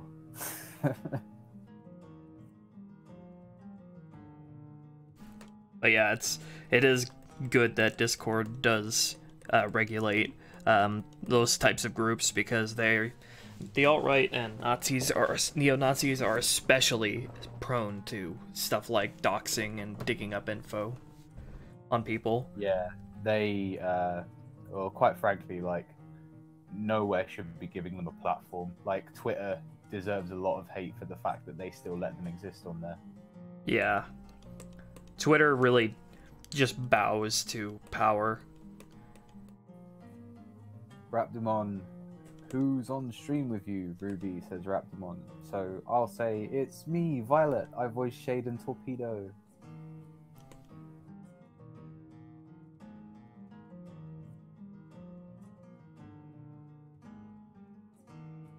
What were we talking about just a minute ago? I was really interested in it. Discord politics. Yeah, Discord.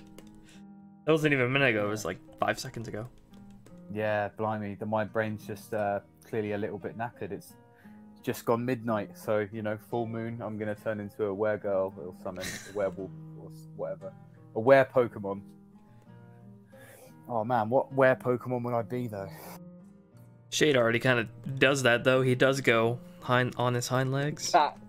That is a damn good point now that you mention it. I'm aware my Iena.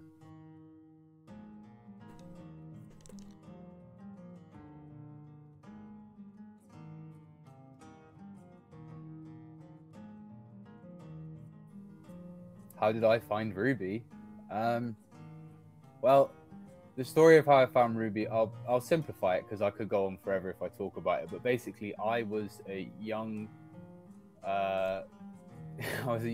cat at university, studying film production, and I bought a nice, expensive condenser microphone, and I basically sort of wanted to get into some voice acting because I'd always liked voice actors sort of growing up, recognize sort of the great ones that I've witnessed through a lot of cartoons John DiMaggio and stuff like that, that's always stand out to me. And now, of course, Maddie Blaustein, the voice actress of Meowth, who's my icon for some pretty blatantly obvious reasons.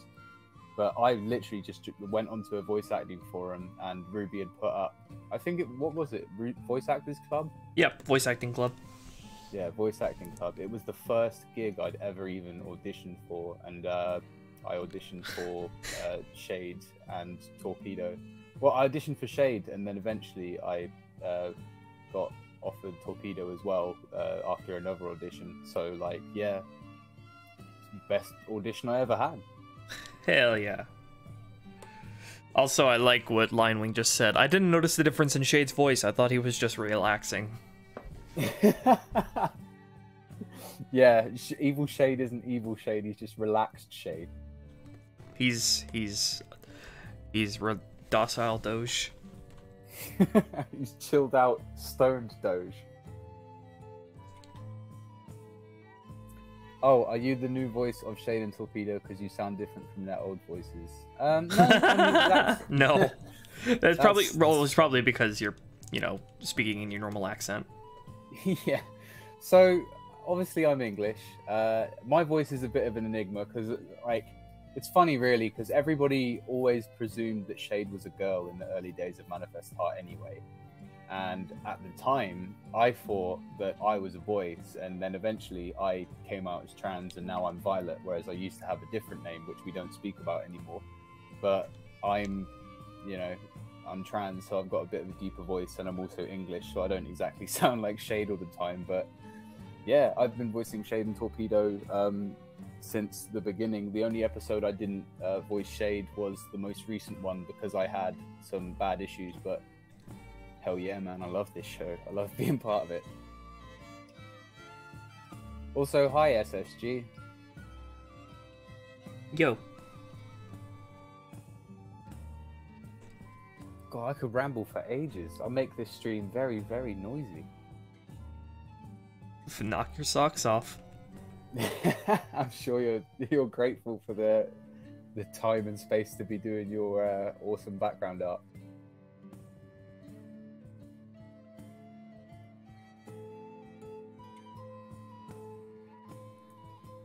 Soccer mom, Shade. Are you even wearing socks? What? As in, like, socks? Socks, yeah. Right. I didn't catch that joke immediately. No, I'm not. Oh, I am. Got my paws out. It's very rainy, but it's very warm here lately. Oh, yeah. Humidity and everything. Mother Nature seems pretty pissed off on a global scale, I'd say. We had like we've had the longest sort of heat wave in the UK for a very long time. Yeah, I've been hearing about that. So much so that there's actually been reports going up today that some homes in the country are expected to sink into the ground a little bit because of how dry the soil's got, and then torrential rain coming down immediately. Like, it's kind of scary. People are going to have to like take out insurance claims and stuff. I think we're relatively safe where we're at though. Fun. Yeah, totally fun.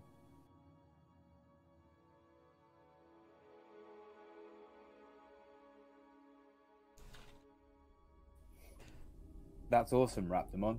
Voice acting's rad, and I like sort of appreciate anyone who's taken the time to go and pursue it, because like, you know, it's it's fun. It's hella fun. Like, brightens up my life sometimes.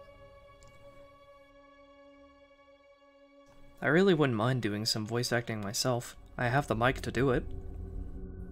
I would really love to see you in Manifest Heart again, honestly. Like, somewhere.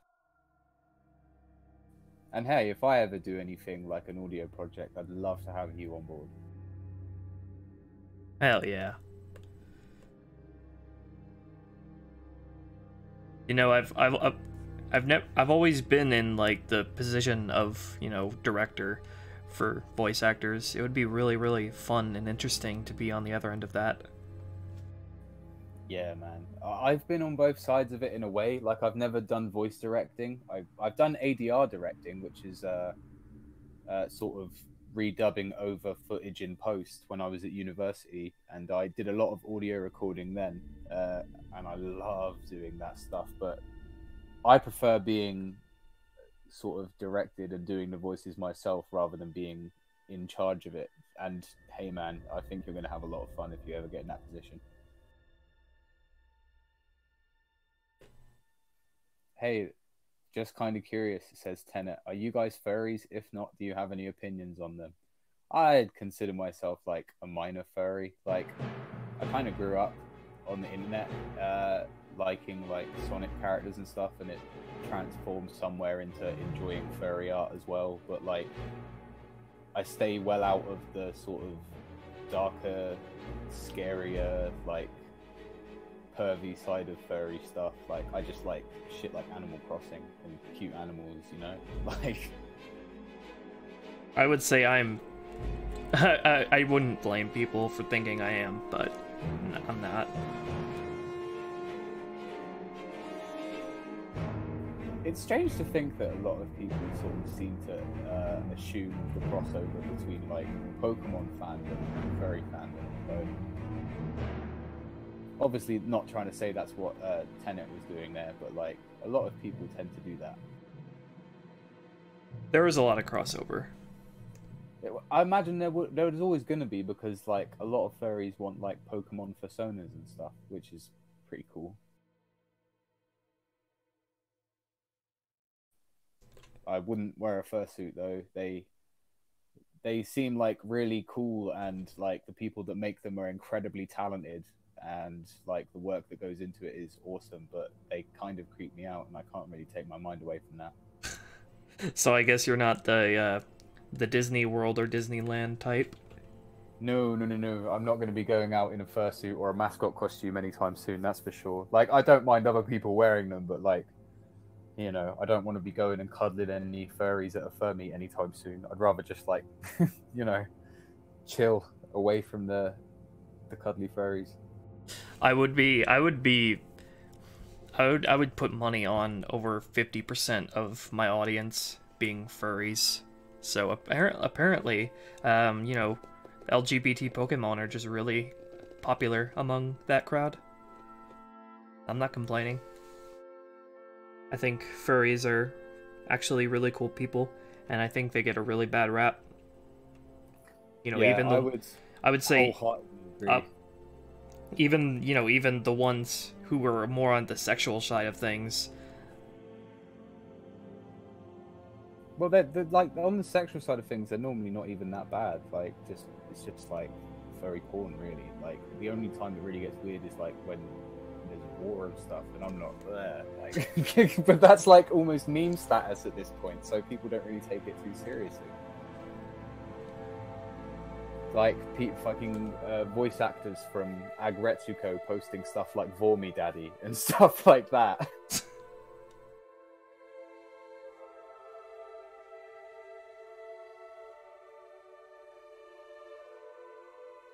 I just have a natural inclination to, you know, root for or side with anybody that is marginalized because of, you know, I was bullied in school, so I have a sort of innate sympathy for furries because of all the shit they receive on all sides from people. Hell yeah, dude! Couldn't agree more. Like, because I also like got bullied at school and stuff, and you know, it's just not on. Like, there's never any need to be mean to someone for having a harmless hobby, and that's why I'm a like avid opponent of fucking like YouTube cringe videos and stuff, because half the time it's literally just looking at people who are into like My Little Pony, furries, or like trans people, gay people, and being like, oh, how weird, they're not normal, and like yeah, like I think the most telling thing about that is that you know, cringe, the Reddit place Cringe Anarchy is like utterly dominated by like alt-right and Nazi types. I think that's pretty fucking like, telling. Exactly, dude. Like, they're all there calling trans people degenerates and gay people degenerates and everything like that. Like, it's just unfun, you know? Anti-fun. It's basically like a second the Donald. Yeah, which is never a good place to be compared to, innit? My avatar is my persona. Like, I have a little sheep girl. I'll post it. I'll find the picture of it and post it, because everyone's talking about furries, and now I want to show off my sheep girl. The closest thing I have to a persona is just not even a furry. It's just a cartoon version, anime version of me. But it would actually be really fun to actually, you know, design a persona for me. Honestly, even if you don't end up like being a furry, design yourself a persona. It's therapeutic as shit. Like, there's a reason that people get into the furry fandom, and it's because like when you don't sort of like appreciate yourself enough, like having something to back up on like that can be really fun and take you out of it and help you almost appreciate yourself outside of that more. It's therapeutic. Like, it's so harmless, and I don't know why people have such a problem with it most of the time, because most of the time it's just people making cool original characters and posting art online, and that's just nothing but love. Art. I can definitely really see the appeal of personas because, you know, animals are really visually interesting. Like, there's a lot more potential to be visually varied than just humans. And there's a lot of stuff you can do with it. Yeah, with the design. like, I mean, you can do fantasy creatures and Pokemon personas and like fictional character personas, all sorts. Like it's rad. Like my first one was a fox, and that was because I really liked Tails when I was a kid. And then when I had Quave for such a long time, I made a bear because I thought I was kind of a bear, and now I'm a sheep. But like it, you know, I just, moreover, like, I don't really sort of represent online as a furry. I just enjoy having a persona because it's nice to have an original character to put myself through. If I were to do a persona, it would definitely be a dragon. If I were in that community, I would definitely be... Well, I don't know how I'm not in that community considering my viewer base, but if I were, like, actively into that community, then I would definitely be a scaly. Hell yeah, Scalies are rad. Oh yeah, like Stent just said. I literally just confirmed what Stent said.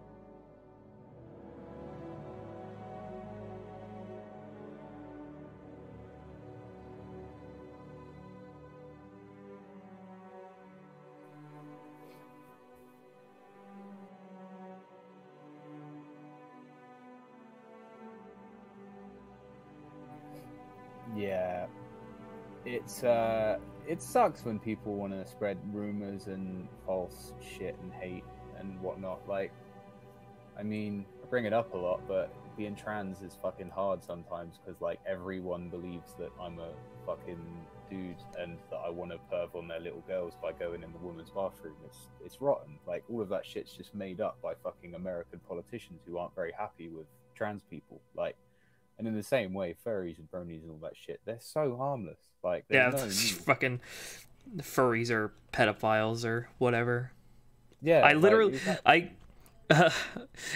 alternative groups get slated more with the term paedophile than fucking. It's ridiculous, but there are fucking, you know, there's definitely like elements of the furry fandom that can get pretty fucking pedophilic and shitty sometimes. In the same way that there's alt-right components of the furry fandom, but like. We just ignore those people because paedophilia and Nazi ain't cool, like straight up. I remember, I'm not allowed to. I'm not afraid to name drop this guy. His name is Paracusia. He's a Mario 64 speedrunner. I went into his stream one day and he was fucking starting to talk like shit about fucking furries and just outright just smearing them and being a shithead.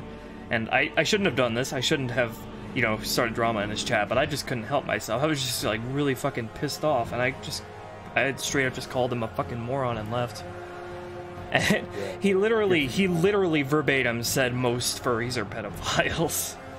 So I was just done. All this talk of pedophiles is making me uncomfortable. Shall we move back to, like, lighter topics? Pokemans. What's this?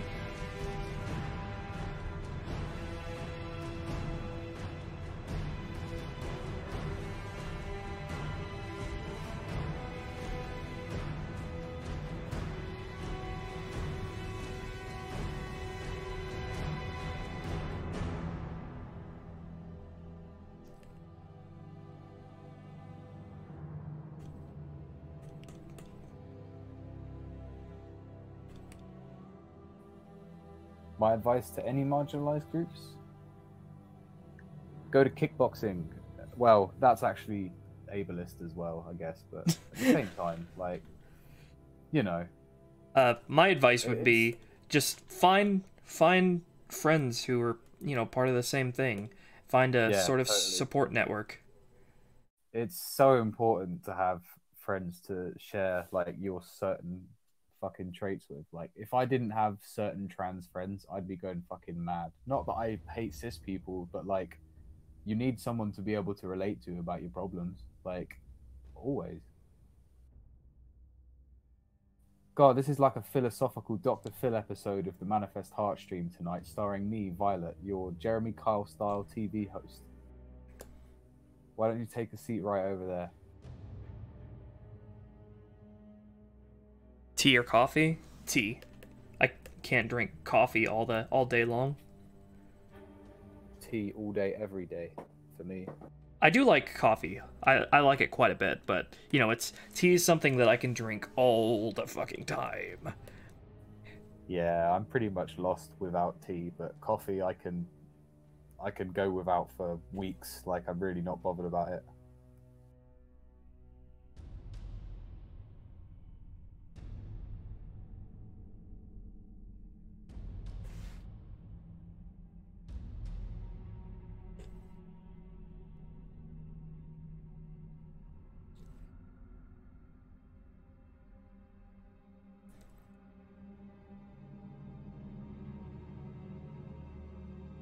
Random thought, since I've been binging on Attack on Titan lately because of the new season, and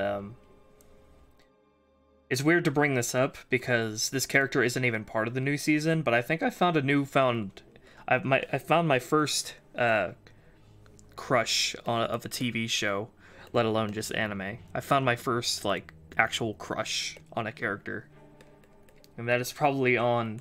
And I just discovered this today on this stream, just thinking about it, and it's weird because this character isn't part of the new season.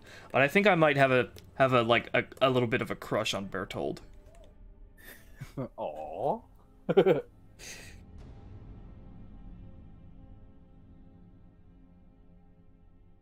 He's the tall, soft-spoken, handsome guy. Part of the main cadets that Eren, Mikasa, and Armin are part of. And there's a big spoiler related to him. I'm not really comfortable giving out that spoiler. But if you know the spoiler, then it's pretty funny that I have a crush on that character. Oh, candy femboy, eh? I do not know that person. The word femboy makes me incredibly uncomfortable, but that's just me, so it's not my name. But yeah, cool. Transgender voice actors and all that needs more exposure anyway. Like, it's great when they get some.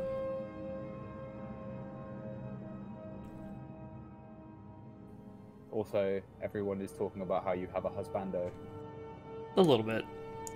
I can't wait to see more of him. Thing is, though, he's not even that prominent of a character. He he plays basically second fiddle to Reiner.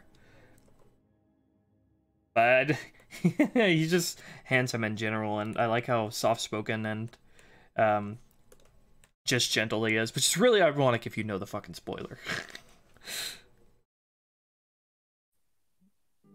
It's not a trans. It's the original voice of Meowth was a trans woman, like me.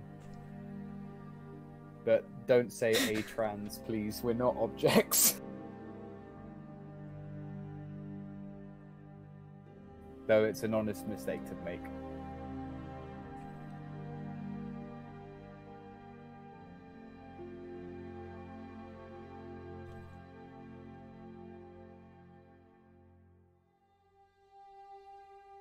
Though if you did have to force me to pick a waifu stent, it would probably be Hanji. Who's Haji? Hanji is... You know Hanji Zo from Attack on Titan?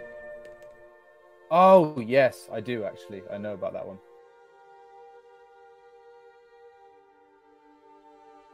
She's actually my favorite character from that show. Partly because she's voiced by Romy Park, one of my favorite seiyus, who also voices Edward Elric.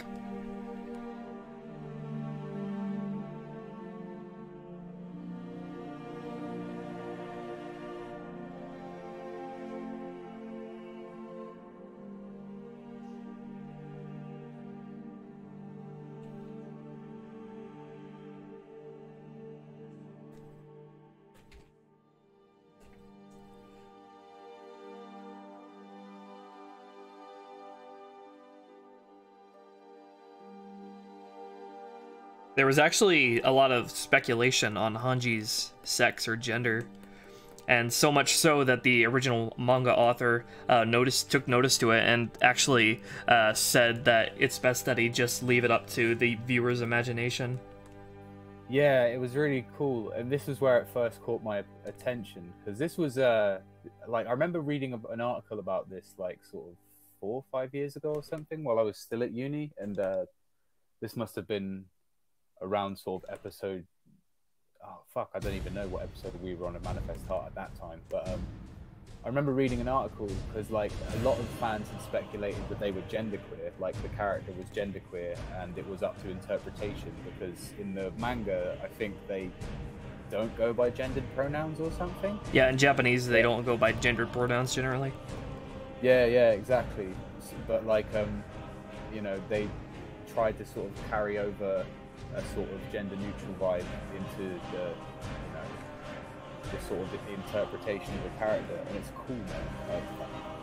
I think it's really nice when they allow the fans to interpret stuff like that for themselves, because it gives them space to sort of, you know, I only just recently found out about this, and you know, I always just assumed Hanji was a female, so I don't really have any reason to assume she's anything other than that, but it's still really cool that the manga author acknowledges, you know, fans like that and their speculation. Yeah, man. Have you ever seen Black Butler, or know of Black Butler? I've heard of it, but I don't know anything about it. There's a character in that called Grell, and a lot of people tend to think that it's a man, but the manga artist of Black Butler actually came out and said that Grell is a trans woman, which I thought was really cool, because in the anime they use like he, him pronouns for her, but like now the dude's actually come out and said like, yeah, Grell is an actual trans woman, and like honestly there's approximately about 0 trans women in manga up until Grell, like short of going into like really sketchy adult mangas and shit, so that fucking made me smile. Sorry, Violet, I don't say it to insult, I say trans because it's easier to say /type. Saying transgender, male, female is a bit of a mouthful. I will type exactly how easy it is to say it right now, so that it can be known. Well, you just need to say transgender person.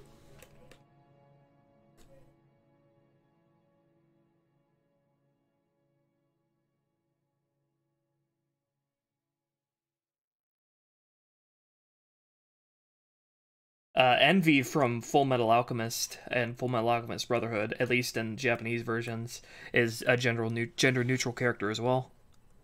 Yeah, a lot of people tend to sort of say that they're non-binary, and I really dig that as well, because not a lot of non-binary characters knocking about. And Envy was always one of my favorites out of the fucking sins anyway. It is the sins, isn't it? Am I getting This? Yeah, the 7 Deadly Sins. Yeah, I thought I was getting it confused. High 5-star jellyfish.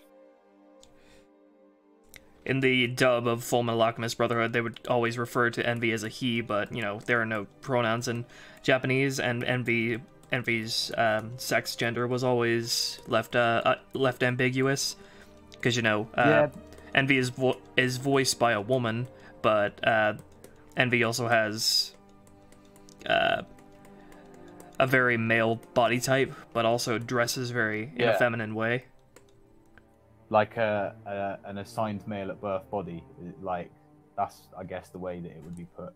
I'm trying to think. Yeah. And it fits that Envy would be, you know, ambiguously gendered like that, considering they can transform to match any appearance and copy their voice. Well, yeah, I mean, that's something that I've always thought comes up quite a lot when you come to the idea of like characters who can transform, like fucking Mystique from X-Men and other stuff like that. Like, if you can be both genders and sort of any other genders like that you want to invent or be, like, you probably wouldn't want to settle on like a man or a woman. You'd probably end up just like doing a bit of both. Like, why would you settle if you can do all of them?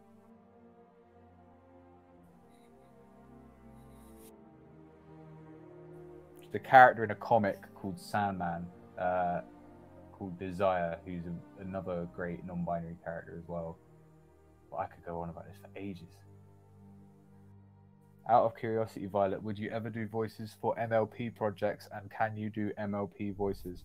Fun fact, I used to run a different channel entirely where I did MLP stuff for a bit, but honestly, I don't dislike bronies, but I dislike a lot of the culture surrounding bronies, and it got a bit uncomfortable for me at some point, so I kind of bailed. So I'm not really too into My Little Pony anymore, but I appreciate the ask.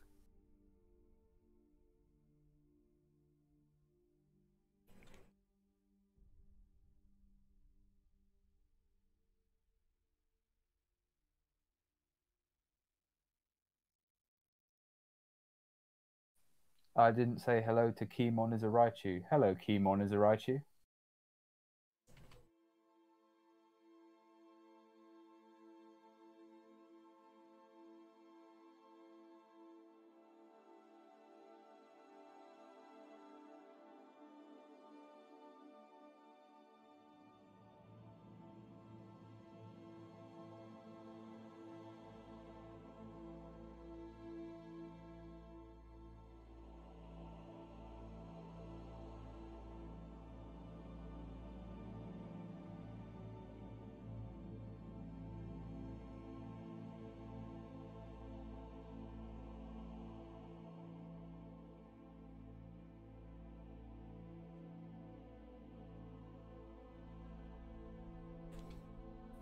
That window's looking hella fresh, Ruby. I use extra strong window freshener. If you pan to the right, you'll just see like Cal's Pokemon washing the windows.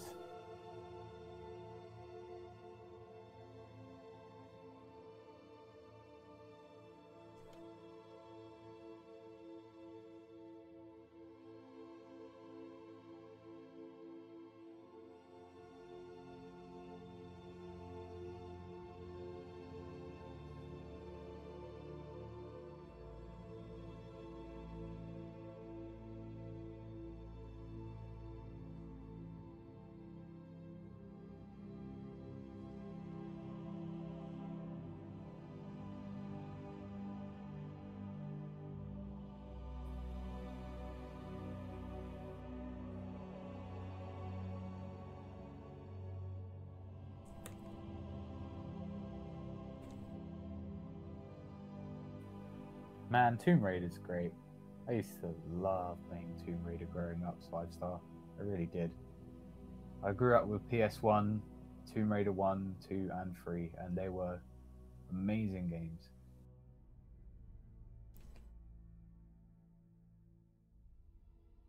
And the modern ones are actually pretty fucking good as well, now that I think about it, now that you bring it up.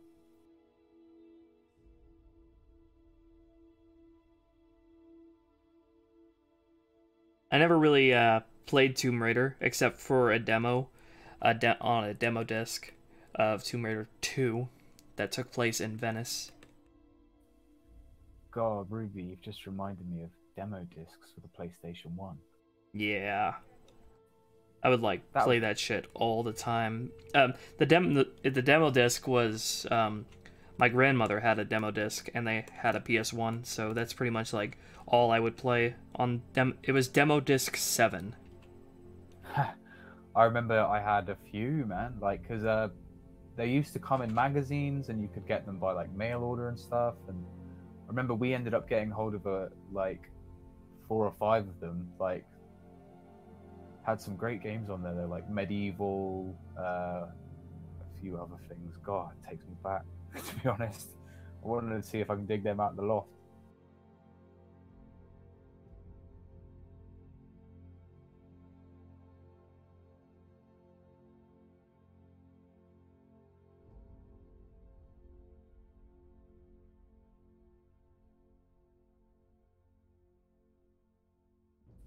Gaming Gengar says, I really like the shading in this. It's really superb, smiley face.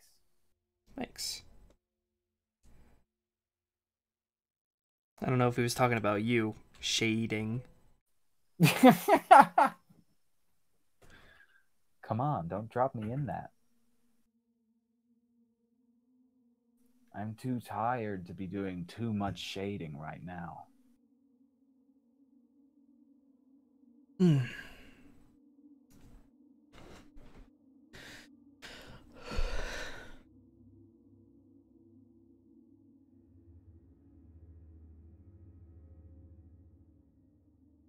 He found the script on a napkin out back of an Arby's. Sofu tofu.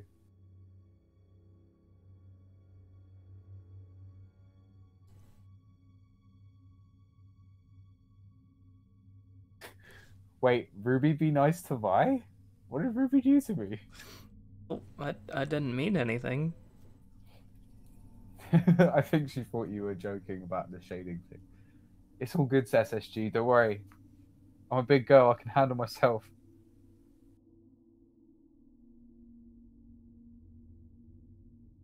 Also, did you hear my answer to Sofu Tofu's question, Ruby?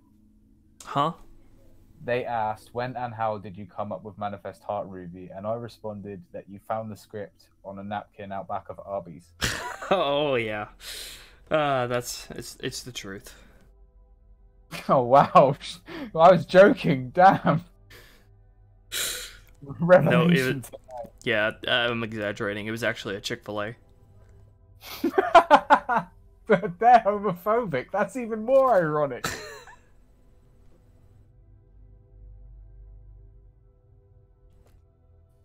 No. It was basically like the sickest playthrough of Pokemon Emerald that you'd ever had, wasn't it?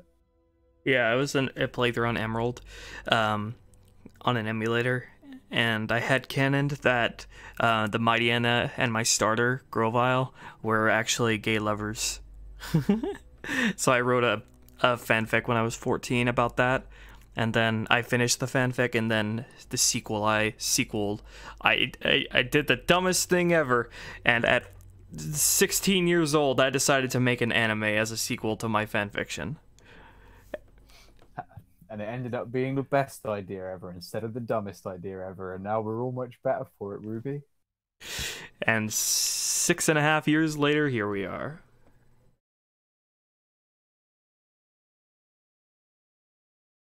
And I've made a job out of it. Who says fanfics have no place? Fanfics, like, I spent time writing them, never ever published them because they were very personal to me. But, like, really, I read so many fanfics growing up. Like, fanfics are really, really unappreciated heroes of fiction a lot of the time.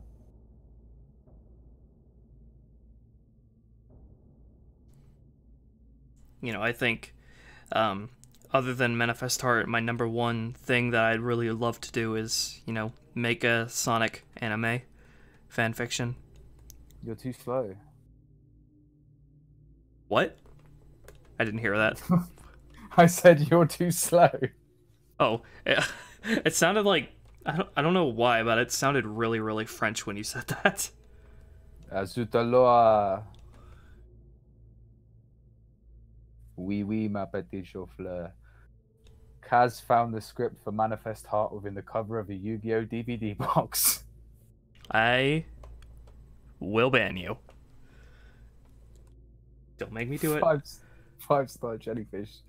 The ban hammer is primed and ready. He has pressed X on his Xbox 360 controller to unsheath his ban hammer, and he's about to right trigger you into unexistence. You know, if you're worried about ripping something off when writing a fanfiction, like a particular show off, just rip a whole bunch of shows off. Just like mash all your favorite shows together into one thing, and it'll become like totally unrecognizable, and it'll be totally unique. You know it, like, hell, man, like Sailor Moon, the amount of fan fiction I read for that, and the amount of fan fiction crossovers I read for that, like, with some of the best being the wackiest crossovers you'd ever expect, like Sailor Moon, Teenage Mutant Ninja Turtles. It's like, whoa, fan fiction's intense and rad. Like, you don't have to take it too seriously, but like, it leads to great things. I'm rambling. Everybody, cease my rambling. Rambling is like exactly what this kind of stream needs. That's a fair point. I do just kind of come on and spew nonsense for about 3 hours. It's great.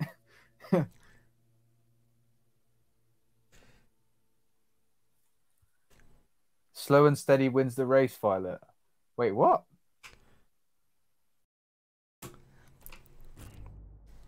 I don't think that logic will work out if you like go to NASCAR or something.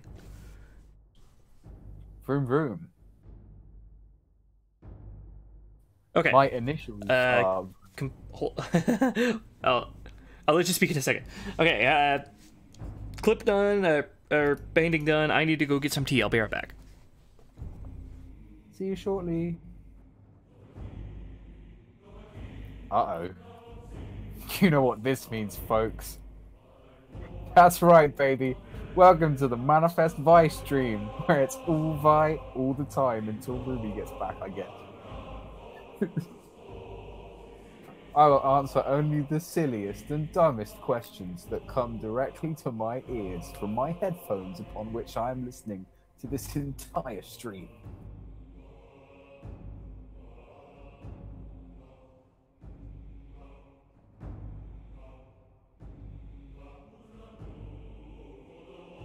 I can't adopt you. I'm 26 and I don't have the space to adopt anyone, though I'm sure that you would make a lovely daughter, son, or child, depending on your gender. And to be fair, everyone in the chat is already my kids and I am their mum. I forgot about that. That's like a stream meme. I am the mum of the chat.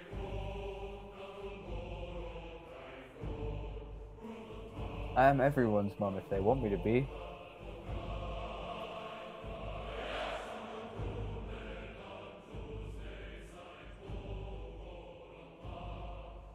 Oh man, it's getting silent, huh? Well, that can't happen. Ding dang it.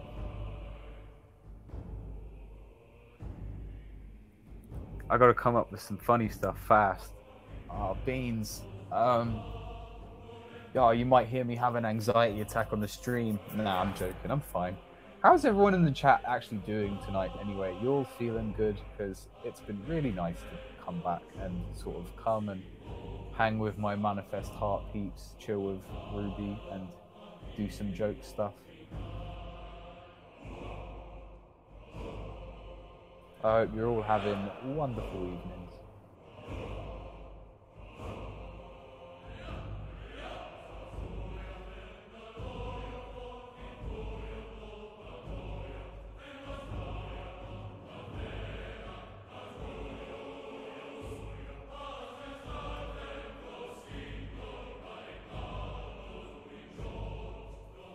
Hell yeah, that's what I like to hear. You know what else I like to hear? Damn, don't have a joke there. What's the hardest part about voice acting? See, the honest answer would be like, for me, would be like dry mouth, which is not a great answer. But like, if I was being truly honest, the hardest thing for me has been mental health, because I've had some real struggles with getting myself together enough to even sort of be willing to do it. But I'm better now and things are a lot better. So like, yeah, taking care of myself was the hardest part of voice acting for a while until I sorted my life out a bit more. That's great, Lonely Umbreon. Cool that you had a family reunion.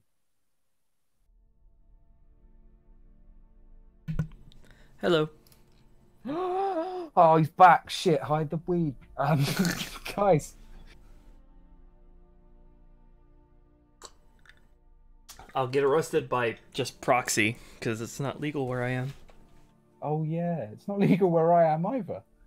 Oh shit. Only we lived in Canada. Yeah. They're like really forward on that shit. Yeah, or Amsterdam, I guess. Or, I don't know, anywhere really. Sofu Tofu wants to live in your trash. You've played a little too much stealth games. Anyway, I saw your question before, Sofu Tofu. What if Pokemon Game Freaks stops me? Well, Game Freak won't, because, you know, they're just the developers. It's either the Pokemon Company or Nintendo that would, but I think, honestly, it's a very low chance of happening, because, well, look at, if you guys are aware of another person who's in a very similar situation that I am, you guys know A Fox in Space? That animation of basically just a Star Fox animated series? I don't actually. Well, he's like, you know, way, like, gargantuanly bigger than I am, and he's still, you know, kicking and doing what he does. And he's just like, yeah. He's just as, he has a huge Patreon and everything. His first animation episode has over 1 million views, and he's doing fine. Nintendo hasn't approached him or anything, so as long as Nintendo doesn't approach him, I'm good to keep going. I'm fairly certain they're not exactly digging their claws in deep into the, like, online fanimation market, really, because, like, they only honestly, really care about quote-unquote piracy, i.e. fan games and ROMs. And piracy. Yeah. They're obsessed with it. They don't want Pokemon games they haven't made, but animations they really don't seem to give too much of a toss about. Toss, that's a phrase I haven't used in a while, blimey. Blimey. Blimey, governor! Sit down at the chimney, have a cup of tea with... Oh, I did my own accent wrong. That's really bad, isn't it? And honestly, I actually look to, you know, Frederick Fox and A Fox in Space as sort of like my drive to, like, you know, my drive to what to strive for, because, you know, he's living off of his Patreon. He's made a job out of that animation, and that's exactly what I want. Patreon is really great for allowing people to actually make a living off of their own stuff. Like, it's really helped so many people I know get their feet into their own industries and make money without having to go through, like, networks and stuff. I really don't want to say this, though, but if Nintendo does come after him, then I will stop Manifest Heart, because then I would know that that's as far as I can go, and I can't go any further than he did. Well, you know what you could do if that ever happened? You could just make it the same anime, but, like, redesign them as not Pokemon. And basically, like, I mean, it wouldn't change an awful lot if you just remove the Pokemon element. It would change a fair amount, but I'm sure you could wing it. And just yeah, bring I it could out. totally do that, and I've totally thought of that. In fact, that's a backup plan I actually have. But if I'm honest, if I'm not doing Manifest Heart, then I would totally, like, at least how I'm feeling about it right now, I would really be excited about making my own Sonic anime. That'd be dope. So that's, yeah. Sonic X wasn't exactly stellar. Yeah, that would actually be my first choice, as of right now, a Sonic anime.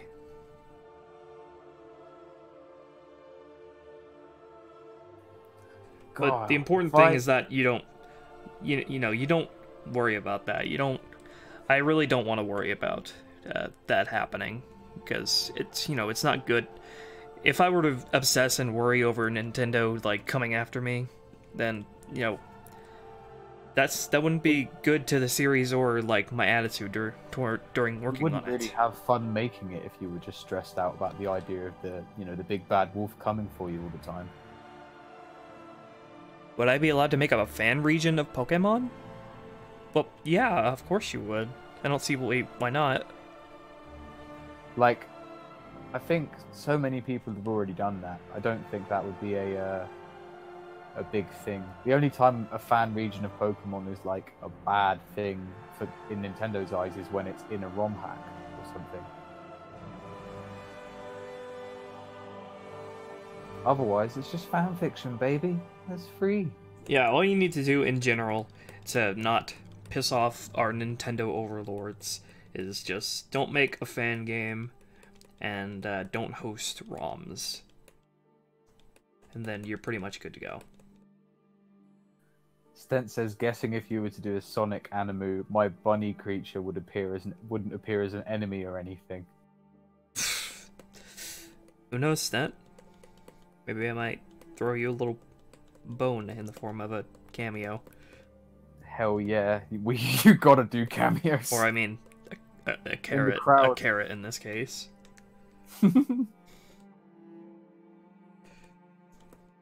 Bunnies don't actually eat carrots; they just eat the leafy part.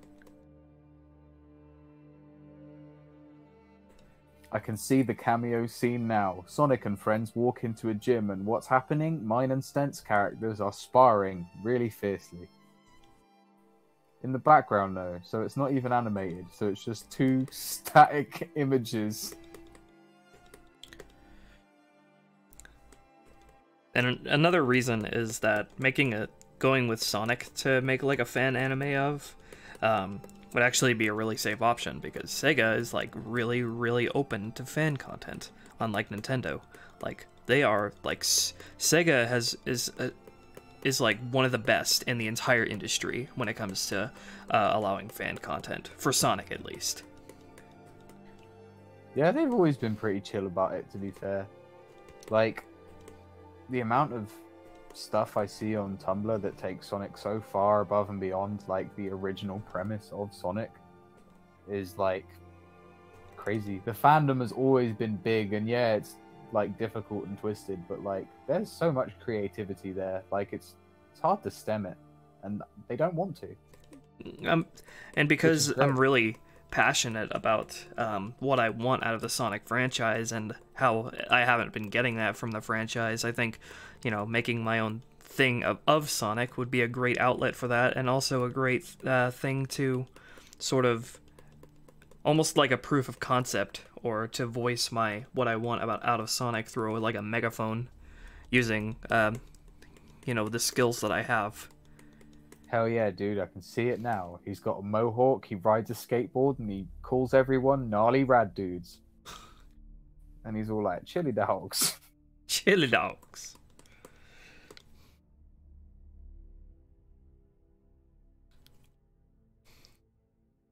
Of course, you know, if I'm not doing manifest art, I could also do my own original concept, and I have thought of that, and actually, like, you know, come up with some ideas for that I will not disclose here, because obviously that would be spoilers if I ever get around to doing them. But I just have a huge... I would be so stoked. Like, not to interrupt you, I would be so stoked to see an original sort of world from you, so to speak. Yeah, totally. It would be really fun and interesting.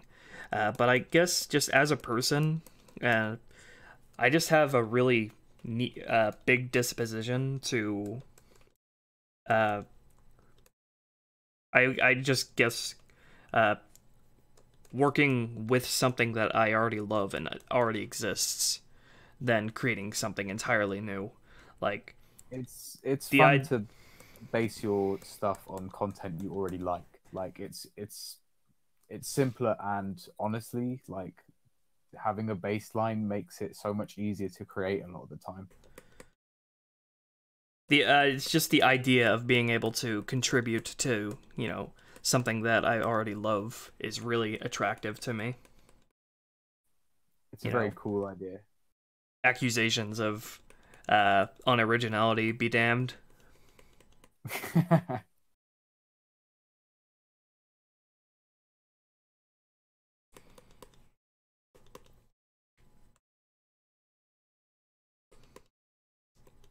It's fine. One day I'll run my lesbian Digimon anime to compete with you. It's fine. Though I'm really beginning to think that I know nothing about Digimon. I'm beginning to realize I know bloody nothing about Digimon, so I might just make it a lesbian Pokemon instead. But it would be a parody rather than an actual, like, competitor.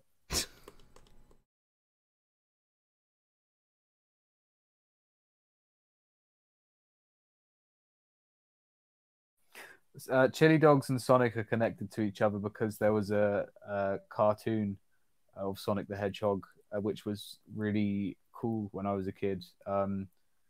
And Sonic in that loved chili dogs because he needed another quirky character trait. And they just stuck with that and made it a bit of a meme.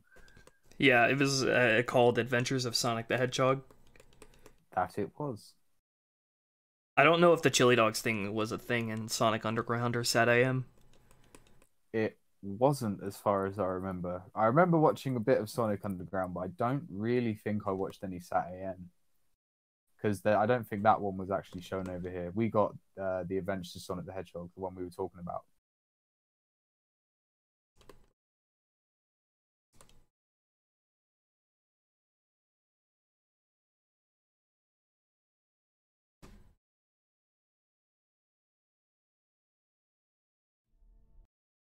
Sonic first ate a chili dog in Sonic Generations in 2008.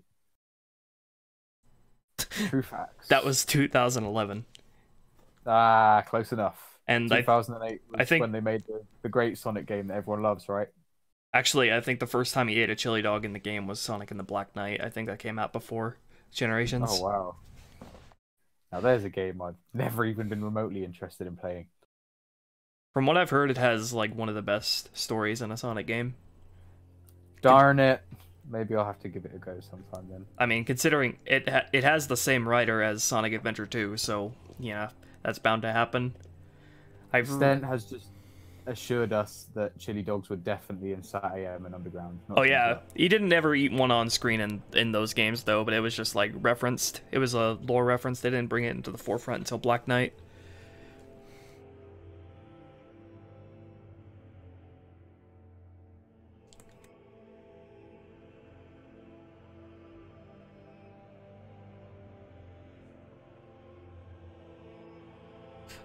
Speaking of Unleashed and the chili dog thing, I'm recalling a moment from my Unleashed stream where I fed.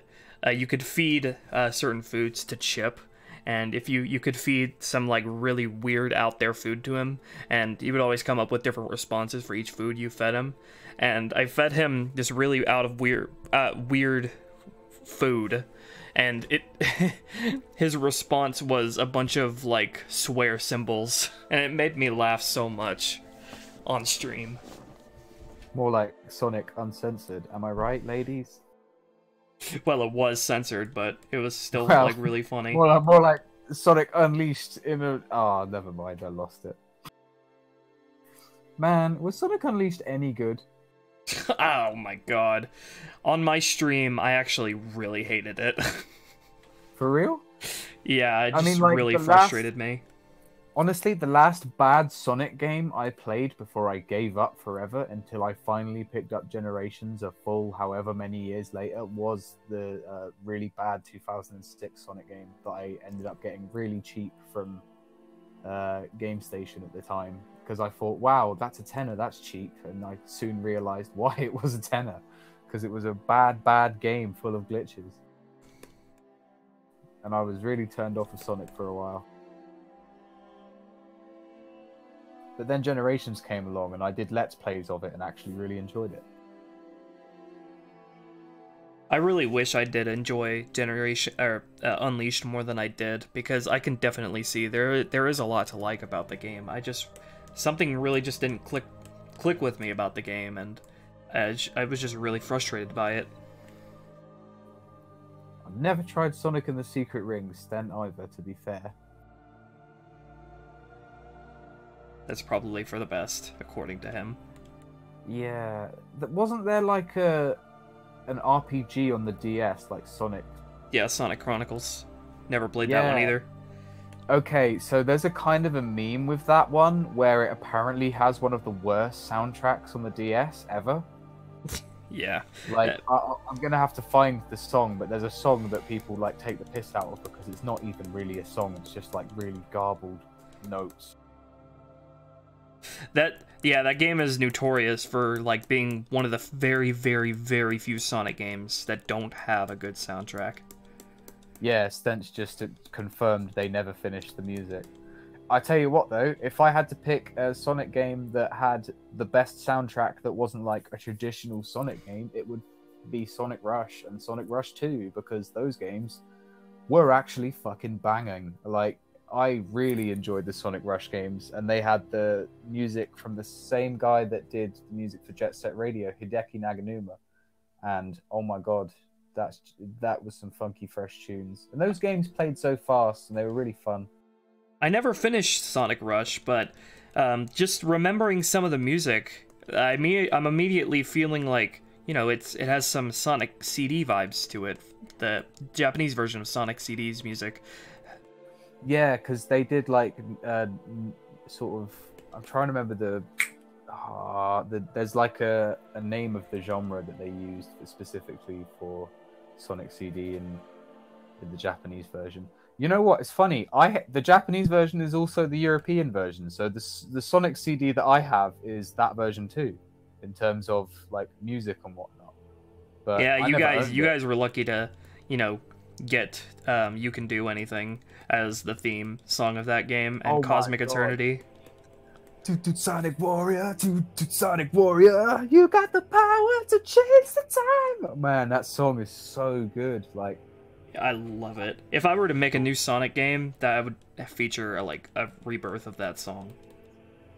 I remember the first time I heard it, you know, because, and this is a really deep cut, but I had a Sega Dreamcast, not Sega Dreamcast. I had a Sega Saturn, right, which was obviously like, it basically used arcade software, arcade hardware to play like 3D games in a way that wasn't quite up to par with the PS1, and they didn't make a great load of games. And the first attempt they did at a 3D Sonic game, so to speak, like on a sort of console actually built for 3D, was Sonic Jam. Have you ever heard of Sonic Jam?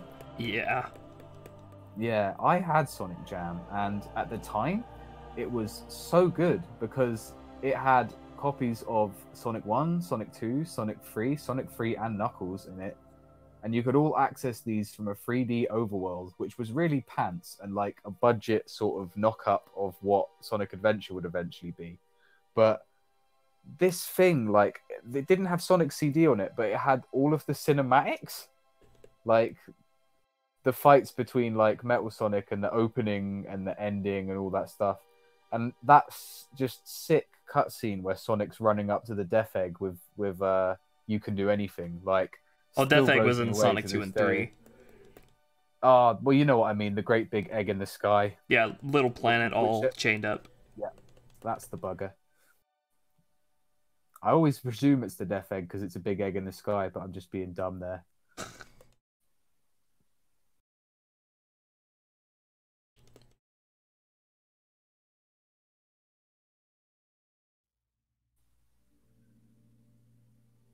I don't think the Sonic game was hated mainly because of a bullshit story and bestiality. I think it was also hated because it was a travesty of game design. Like, Sonic kissing a human girl was weird at best, but not really, like, terrifying, oh god. I don't see how that's any weirder than, like, you know, classical, like, stories like Princess and the Frog or Beauty and the Beast.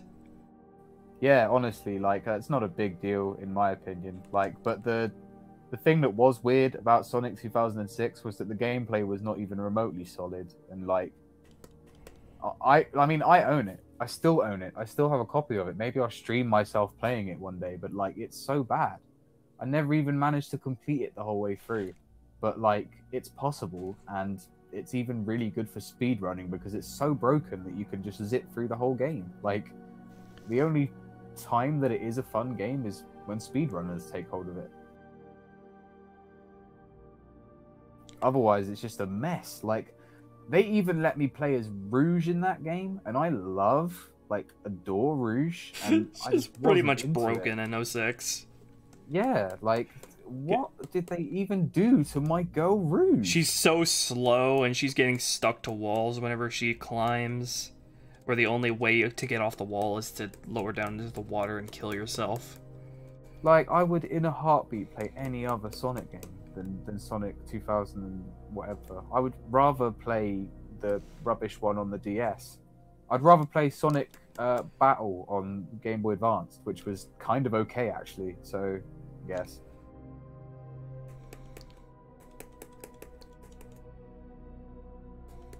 Jesus Christ! Does anyone else remember Sonic Battle?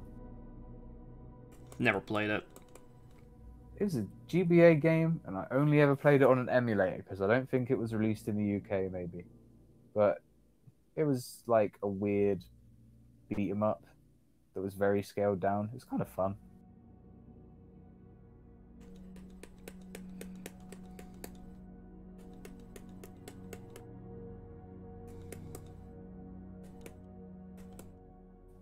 Welcome back, Keemon.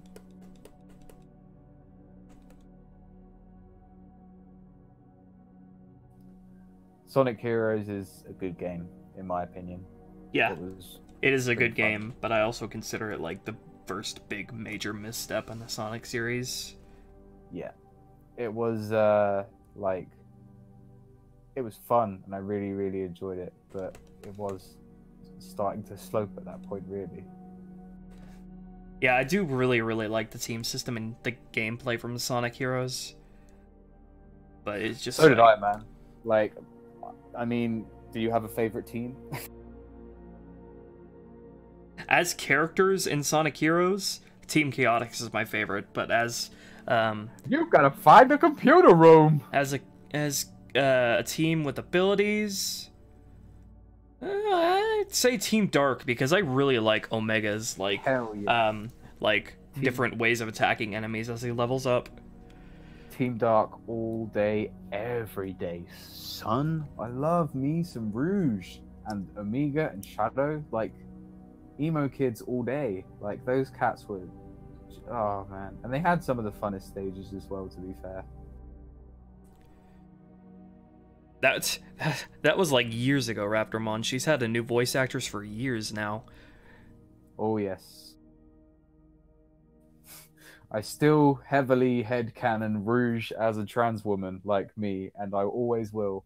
I headcanon that she stole the Chaos Emeralds to pay for her hormones, and she's an icon for that. You consider Heroes to be your high point in the series? Really? Heroes wasn't a high point in my opinion. I enjoyed Shadow, I enjoyed Heroes, I enjoyed Sonic Adventure 2 Battle, which I had on the GameCube, and then after that I didn't play anything until like Sonic 05, and it was bad. So Sonic 05? Sonic 05, Sonic 06? 06. Oh, whatever. They all blend into one these years. I've been alive 26 of them, leave me alone. Oh, you know what? Sonic Advance was actually dope, now that I think about it. I did not own them, but I played them all on emulator multiple times, and they were, like, really solid Sonic games. They felt different from the Mega Drive games, but they were fun.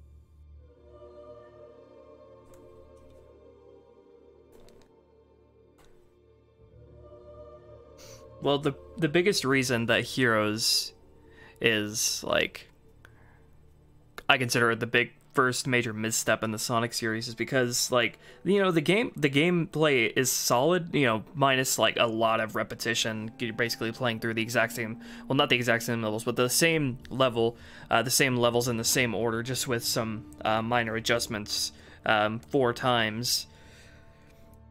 Other than that, the gameplay is really solid. Well, like, it was a fun game to play, but like when you have done those levels so many times and the variations are only ever so minor, like you're like, oh. The reason why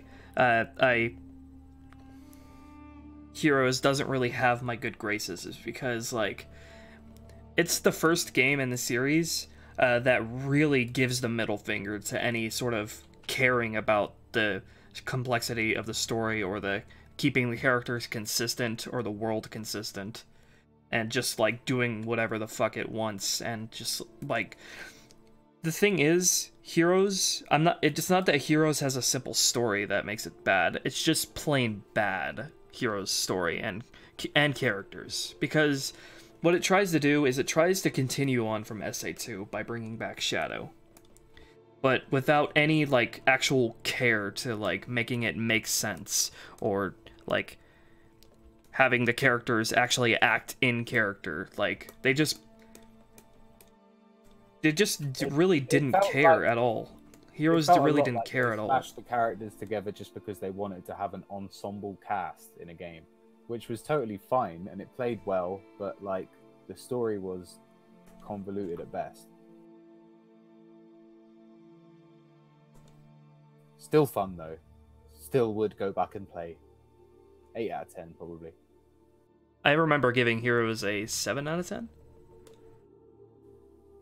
I'm only giving it an 8 because it was a big nostalgia one for me. Like, that was the last Sonic game I got.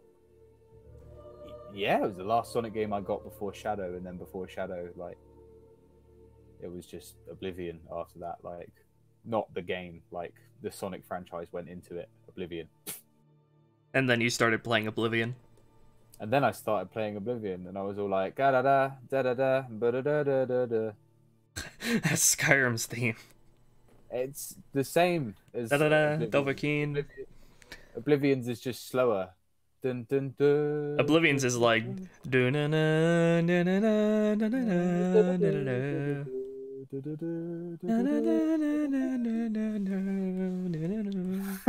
This is getting ad-lib. That's also part of the reason why I actually have some respect for Shadow the Hedgehog game. Always have to make this qualifier, though, that when I'm talking about Shadow the Hedgehog, I'm talking about it as I play the Japanese version with Japanese voices without the cringy, like, over-the-top dumb dialogue. Like, you're going straight to hell! Where's that damn 4th Chaos Emerald? I played the version without all that shit, so I have a much more positive view of Shadow than most. Damn, so Chaos Emeralds, damn, I'm Shadow, damn. Balls, I can swear now. That's CG. one of the reasons why I actually have a lot more respect for Shadow.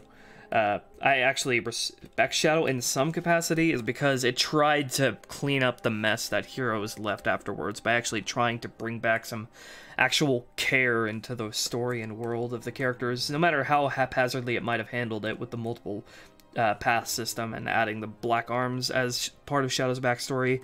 I at least commend it for giving an effort, unlike Heroes. I was a kid when it came out. Like, I was a teenager basically, and well, to put it bluntly, I didn't really know how to fucking criticize video games at that point. So I would play anything you put in front of me, and unless it was really, really bad, I probably wouldn't put it down because I didn't really know what a good game was back then. So I played the shit out of Shadow the Hedgehog, and I went back to it recently, and it doesn't hold up great, but you know what? Not a bad game at all, and I don't know what people are talking about. I'd say Heroes has better gameplay than Shadow, but Shadow certainly isn't much worse than Heroes. I like it. The only thing that, like, to me, Shadow the Hedgehog is a perfectly serviceable game if you never get in a fucking car. Yeah. It's a good thing that all the vehicles, except for a select few, that are actually necessary. Completely optional. And the vehicles that are actually necessary aren't that bad. Yo, Rubles. I think your stream might have... Oh no, it's back up. Yeah, it's lagging a bit.